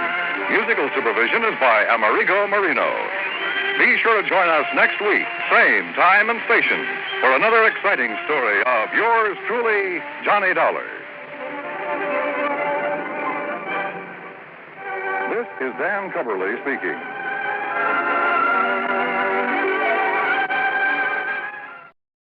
Mrs. Perkins won the prize, but I got in the biggest pickle at the county fair.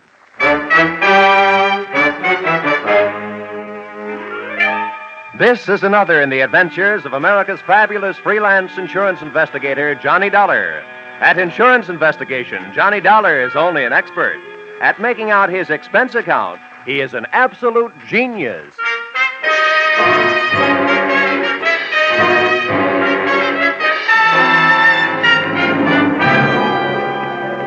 Expense account submitted by Special Investigator Johnny Dollar. To Home Office, Corinthian Liability and Bonding Company, Terminal Building, Hartford, Connecticut. The following is an accounting of my expenditures during my assignment as bodyguard to Grand Blue Ribbon Champion, Spotted Poland China Hog, Rosie Barron of Iowa. Or How You Cast My Pearls of Wisdom Before Swine. Or Out of the Fire into the Frying Pan. Expense account, item 1. $76.80. Train and bus fare, Hartford to the town of Carver, county seat of Carver County, Iowa. Expense account item 2, $2.50. 1 Coke, 3 handkerchiefs, a bottle of salt tablets, and sunglasses, with which to combat the Corn Belt heat. Item 3, 6 bits, jitney ride to the Carver County Fairgrounds. Undoubtedly named that because the band I found in the midst of playing its afternoon concert was only fair. Hey, friend. How's that? I'm looking for a pig named Rosie Barron of Iowa. Can you tell me where I'll find his cage? Cage? They don't keep Rollo in no cage. Rollo? Who's he? Well, that's short for Rosie Barron of Iowa. Oh, yeah. Any fool would know that. Uh-huh. Can you tell me where he is? See that building over there, the livestock building? Yeah. You'll find Rollo in the swine wing. Swine wing? Well, that conjures up a dainty picture. A flying pig. Afraid Rollo won't ever do much flying. Weighs 980. Oh, well, thanks a lot. Neighbor. Yeah? Why don't you try slipping out of that there coat? You won't find it near as sweaty. Oh, yeah. Thanks, Hiram. Oh, he didn't even wait to be my best friend. Hey! Wait, I'll come with you, neighbor. It was 96 in the shade, but things were getting hotter. Shots and screams from the livestock building were the only things that could bring me on the run, with Hiram on my heels. Hey, what do you suppose that was? First, I ran into a stranger just outside the entrance. Get out of the way. Let me out of here. There's loose in there. Then I ran in through the door. Somebody do something. Don't just stand there. Where's the sheriff? Hey, Hiram, what happened? Well, didn't you see? Didn't you hear? That there woman's Mrs. Tiller. Somebody must have stole her diamond brooch. Oh, good. I was afraid somebody might have put the snatch on Rollo. Her husband owns Rollo. They must have been taking her pictures of Mrs. Tiller in the middle of a crowd.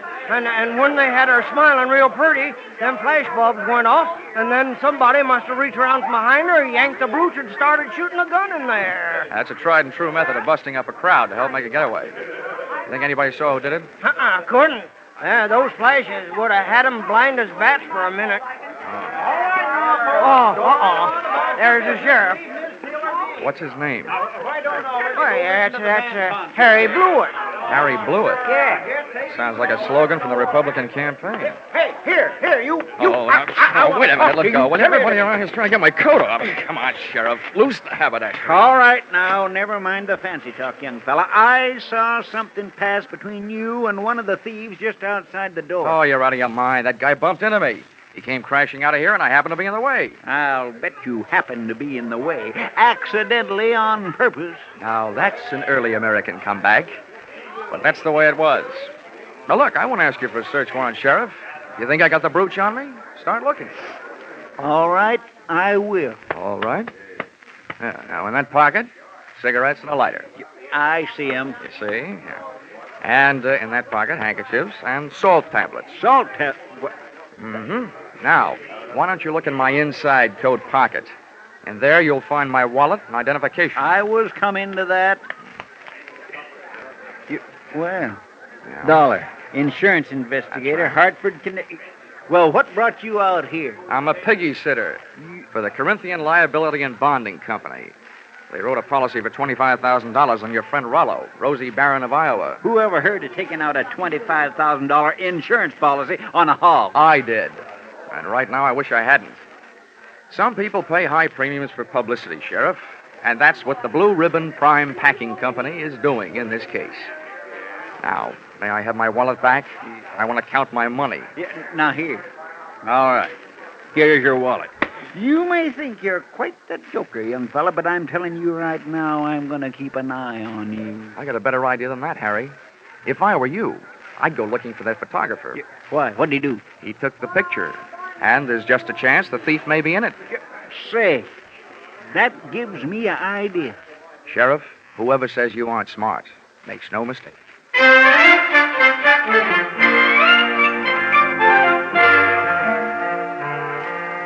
Rollo, the prize porker, wasn't hard to find. First, I followed a few signs. Then it was a matter of closing in on a contented series of juicy, slurping grunts that came blurping up out of a succulent mound of Louisiana yams. Rollo was all fat and a yard wide. His table manners weren't much. He didn't look very smart, but he sure looked healthy. 980 pounds on the hoof. A fine figure of a pig. Pardon me, miss. Could you tell me who's in charge around here? Well, just for the moment, I am. Well, I'm trying to find a Mr. Worthington Tiller, who I take it owns this monster. Monster? What? What's the matter? Have I said something wrong? You certainly have. And you've also said it to the wrong person. In case you don't know it, my name is Alva Anderson. Oh, my name is Johnny Dollar. How do you do? What's all this got to do with Rollo? Nothing. I just raised Rosie Barron of Iowa from a suckling, that's all. Kind of got away from you, didn't it? I'm sorry, Miss Anderson. I apologize. To you, too, Rollo. Sorry about the interruption, Miss Anderson. Some fool made off with my wife's diamond brooch. How's this excitement affecting Rollo? I hope he hasn't lost any weight. Well, he took it very well, Mr. Tiller. Oh, good. This gentleman wants to see you, Mr. Dollar. Yes. Oh, from the insurance company. That's Good, right. Good. Well, I'm glad you're here. We'll have your picture taken right away with my wife and Rollo. Oh, it'll make grand publicity for Blue Ribbon Prime Packers. Oh, I don't mind having my picture taken. Yeah. Just so long as your wife doesn't mind having people pinch your diamond brooches. Oh, well, now, don't worry about that. It was fully insured. Oh, that kind. The thing I want you to worry about is Rollo here. As president of Blue Ribbon, I paid Miss Anderson $10,000 for this magnificent swine, and I don't want anything to happen to it. You bought him for $10,000, insured him for $25,000, and you don't want anything to happen to him? Well, I don't mind paying those exorbitant premiums when I get back the kind of publicity this will bring in. I can see it in the papers now. America's fabulous insurance investigator, Johnny Dollar, sent from Hartford, Connecticut to guard the life of that fabulous prize swine, Rosie Barron of Iowa. Well, Mr. Tiller, I don't mind getting my name in the paper for a pig, just so long as it is not in the obituary column. I just couldn't stand having my tombstone read, Johnny Dollar no longer am.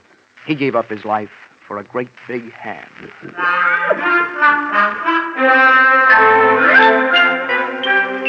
My tombstone tagline was over the head of Mr. Tiller, but it went over right nicely with Alva Anderson, who paid off with a smile. I parlayed that into a conversation to help me pass the time while guarding Rollo, the poor man's blue boy. By the time it was over, Alva knew a lot about me, and I knew a lot about pigs.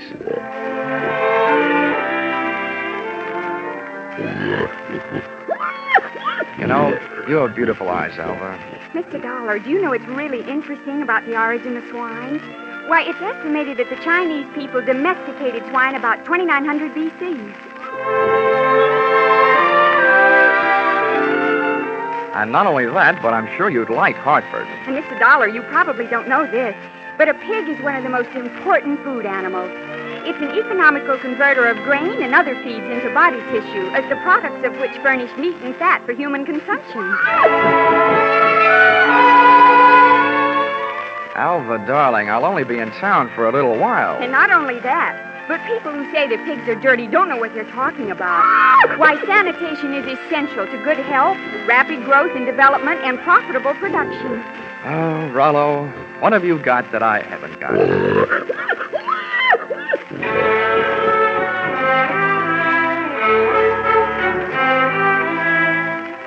I still don't know whether Alva stuck around because of my charms or Rollo's. But she was still there at the changing of the guard when Mr. Tiller, in person, came to relieve me long enough for a trip to the dining hall. And what do you think they had for dinner? What else? Baked ham.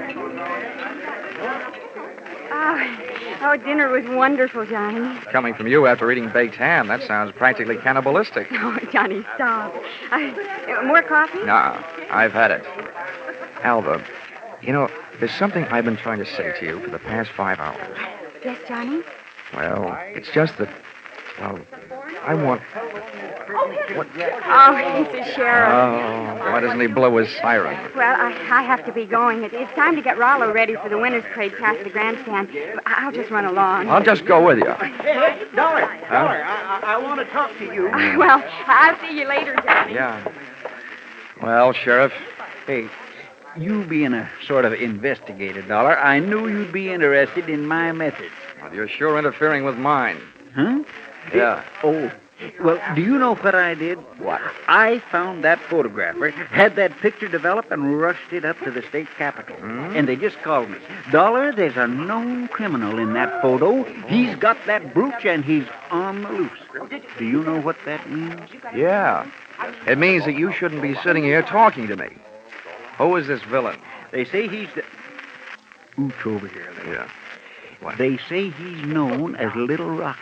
Originally hailed from Arkansas. You'd know him if you saw him. He's the fella that bumped into you. I want you to help me look for him. I take only one job at a time, Sheriff. Right now, I got a pig to mind. I think it was the Grand March. Boy, in case I'm interested later, how much do you pay your special deputies a day? $7 and expenses. Sheriff Blewett, I'm afraid that blows it.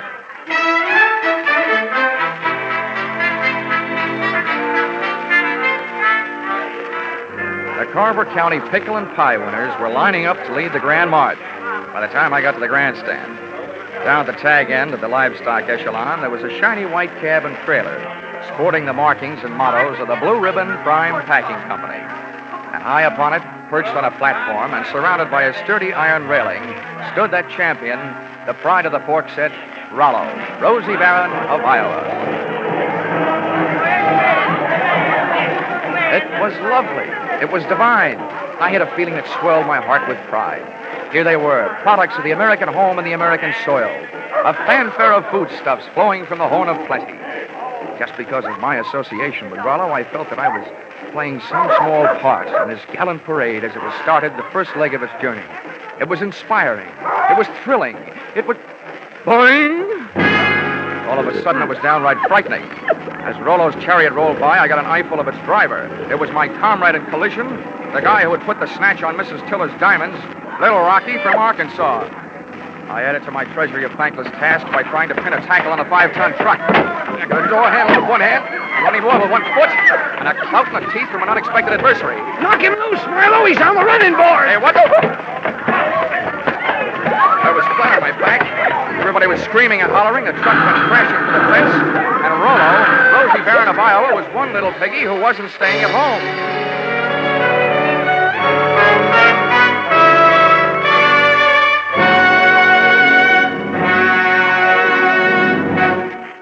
In just a moment, the second act of Johnny Dollar. But first, taking in the action from Johnny Dollar, are you? All right, that's good, because staying with CBS is the way you'll head straight for the big return from vacation 8 days from now, Monday the 29th, of Lux Radio Theater and all the other big Monday night CBS favorites.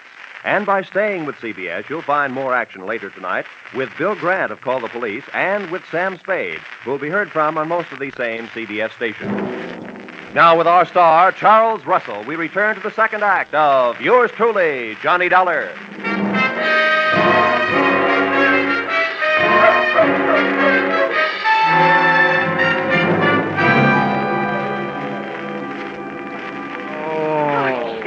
Johnny, are you all right? Can you get up?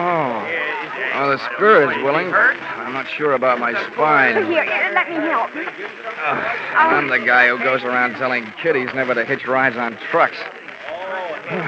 Well, nobody can say I didn't make a dent in Iowa. It was wonderful the way you tried. But what are you going to do now? Right now, I don't know.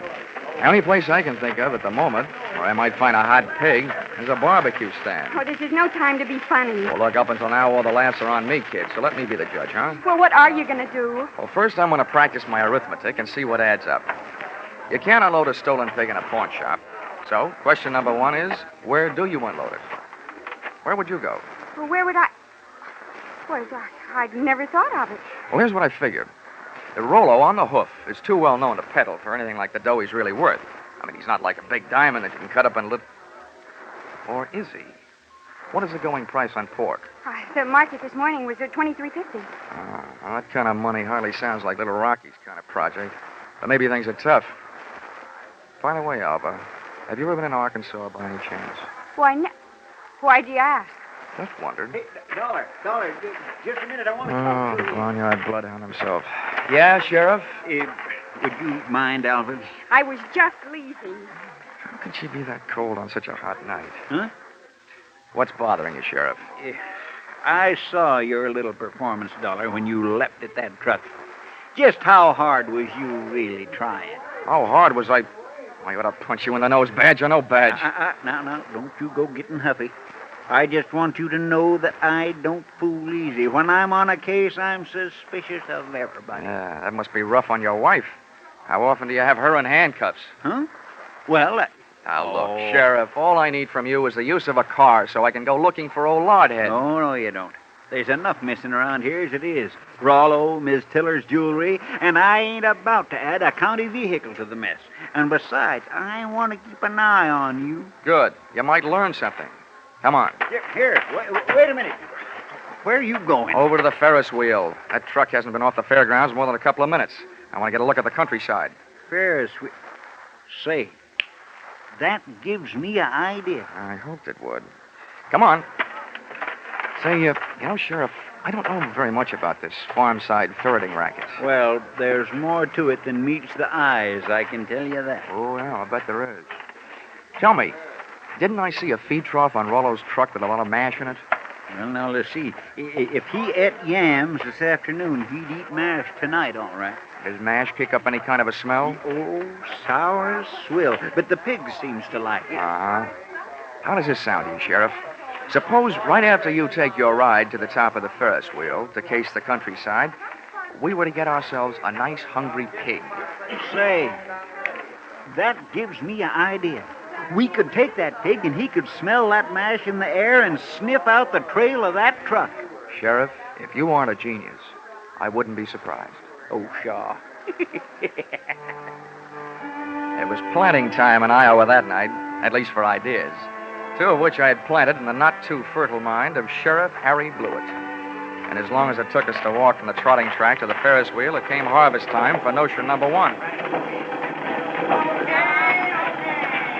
this way for the big ride on the big wheel. Hurry, hurry, hurry. Okay, mister, okay. I'm the sheriff. I want you to run me up to the top of that wheel and hold me there long enough for me to get a look around.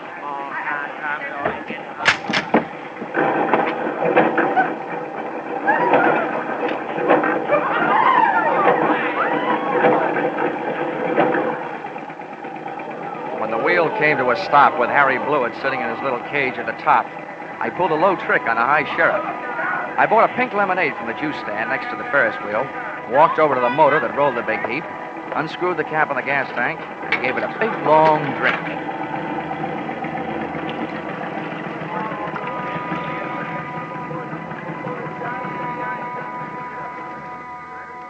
I hope it wasn't doing to people's stomachs what it did to that motor. You might well remember this harmless little deceit the next time you have occasion to get rid of a sheriff.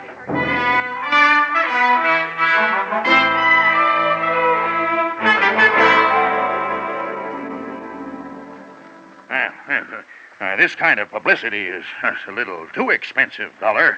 I demand that you do something. Now, don't worry, Mr. Tiller. I am going to do something. And I'll thank you to remember that the only ones who stand to get hurt right at this point are the insurance companies that wrote the policies on your pig and your wife's diamond brooch. Why, Worthington, I hadn't thought of that. Huh? Why should we worry? My brooch is insured for way over the value, dear. We hadn't...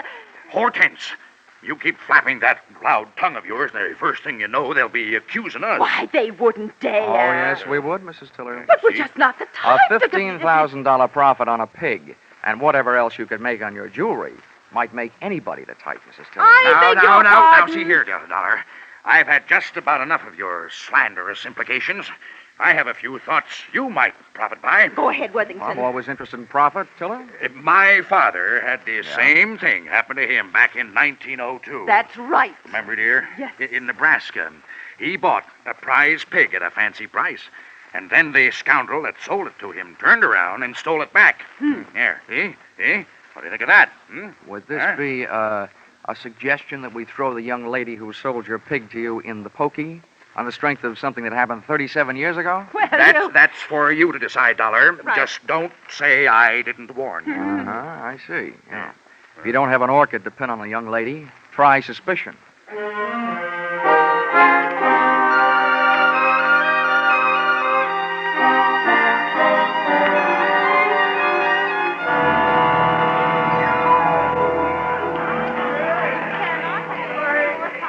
With most of the crowd packed in the grandstand watching the free attractions, I had a good chance to scout the fairground for Alva Anderson, from whom I wanted to learn a little bit more about the habits of not only pigs, but their ex-owners. Her trail led me past the home-baked cakes, hybrid corn, the watermelon pickle, tractor and harrow exhibits, and all the way back to where I'd first met her, Rollo's pen in the swine wing of the livestock building. But when I got there, Rollo's cupboard was bare. Alva was leaving for the rear door in the company of a small, tough-looking gent carrying a sack over his shoulder. Name of Little Rocky from Arkansas. I could hardly believe it. They piled into a car and hauled off up the road. At the risk of adding one last insult to the most recent injury I'd inflicted upon Sheriff Blewett, I stole his car and went dusting up the highway in hot pursuit. There's nothing easier to follow than a red taillight on a clear night.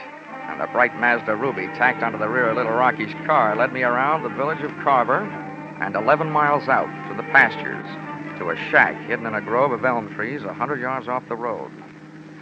I parked the car and legged it in. From 25 feet away from the house, I could call the roll through an open window. They were all there. Little Rocky, the strong-arm man who would knock me off the running board, Alva Anderson, and last but not least, there was Rollo, all 980 pounds of him, and most important to me, still alive. Here you are, Milo, you stupid clown. Oh, stop. This is all the sweet potatoes that was left. First we go through them, and then we'll be ready for you, Alva. Oh, but I told you I don't have it. We'll see about that later. Hey, Milo, don't get the porker excited. I didn't do Here, put the sack on the table. Then when we look at him, we throw him out the window and away from him.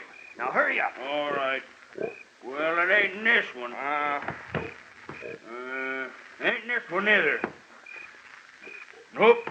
Ain't in this one. Shut up, just look. Well, I just... And from now on, from you, no thinking. Anybody dumb enough to stash a $30,000 hunk of jewelry and pig food ought to go see a head doctor. Oh. Through the open window, I was being bombarded by sweet potatoes and facts. While making a getaway after ripping the brooch from Mrs. Tiller's throat, Little Rocky's accomplice had suffered a sudden attack of panic and had hidden the brooch in one of Rollo's lunchtime yams. Whether that yam was inside the piggy or out, they and I were apparently just on the verge of learning. That does it, I guess. Ain't here. Then that means... That means your little friend here had a $30,000 snack today, which right now is giving me a great big bellyache. You know all about pigs. What do we do about it? Well, Rocky was yellow. He wouldn't rub him out. Look who's talking. Here, take my 38 if you're so tough. Yeah, I thought so. Now shut up. Well, I ain't killing no piggy with him just standing there looking at me. If he'd only make a break for it, I'd mow him down. You. Now look, baby, we'll kill him if we got her. We want that chunk of ice and we want it fast. Milo, tease him into the corner with a sweet potato. We're throwing them all out the window. Oh, please, Mr. Rocky, You don't. shut up, too, and sit down. Close your eyes if you want to. Oh, please, Mr. Rocky. In the manner of Sheriff Blewett, I had an idea. Given to me, of course, by Rocky. Alva was sitting in the corner, Rollo was scratching his side by rubbing it against the opposite, and Rocky and Milo were standing shoulder to shoulder in the middle of the room, ready to advance on him.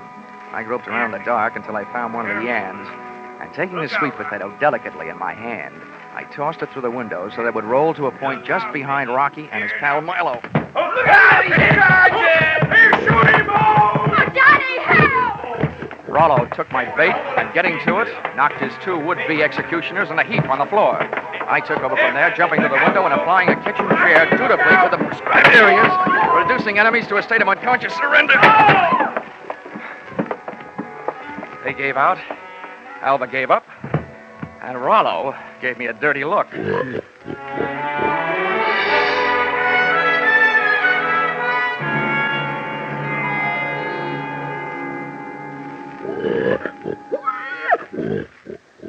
Well, Mr. Tiller, here he is, safe and sound, good as new, fat and sassy. Well, good. Congratulations. And not only that, but in him someplace, he not only has a good fighting heart, but also that diamond brooch of your wife's. Yes, very interesting. Well, I'd better go charter a plane. Rollo is due in Kansas City at noon tomorrow. Oh, but it might upset him, Mr. Tiller. Rosie Barron of Iowa's never flown before. He might lose weight. Yeah, what's the big hurry to get him to Kansas City? Is he booked for a personal appearance? Oh, no. No, hardly that. He's due to be slaughtered at a special ceremony. All the plans are made. Oh, I wouldn't want to disappoint my boys. They've been looking forward to this. Oh. How do you like that? Why, it's almost murder. Poor Rollo. Oh, Johnny. Come on, let's get out of here, Alva.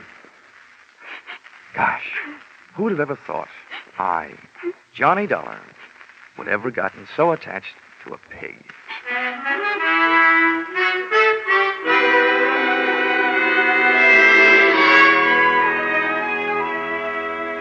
Expense account, item 4, $3.50. Dinner for Alva and me. A vegetable dinner, by the way. And speaking of that, reminds me, if you find a $30,000 brooch in a pork chop, it'll only mean that the Blue Ribbon Prime Packing Company didn't have much luck when they went looking for it. Expense account item 5, $20. One new gold-plated badge, which I sent to Sheriff Harry Blewett, appeasement, for having stranded him atop that Ferris wheel, for stealing his car, and for suggesting that he use a hungry pig for a bloodhound. Oh, the porker followed the mash scent, all right. Next morning, they found Sheriff Blewett searching an old mash factory, 8 miles the wrong side of town. Item 6, $76.80. Bus and train fare, Carver, Iowa, back to Hartford, Connecticut. But I'm still wondering every morning at breakfast time, what else can you eat with eggs? Except ham or bacon or sausage. And maybe you don't think that's a problem, having known a certain champion named Rollo, Rosie Barron of Iowa. Expense account total, $1,463. Yours, truly, Johnny Dollar.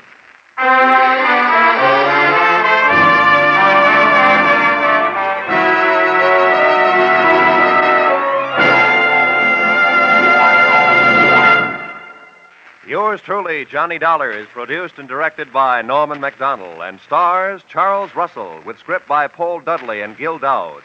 Featured in the cast were Parley Bear, Sammy Hill, and John Daner, with Junius Matthews, Ann Morrison, Jack Crucian, and Paul Dubov.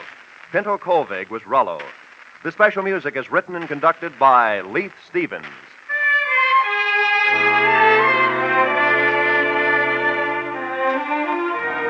Be sure to be with us at the same time next week when another most unusual expense account is handed in by yours truly, Johnny Dollar.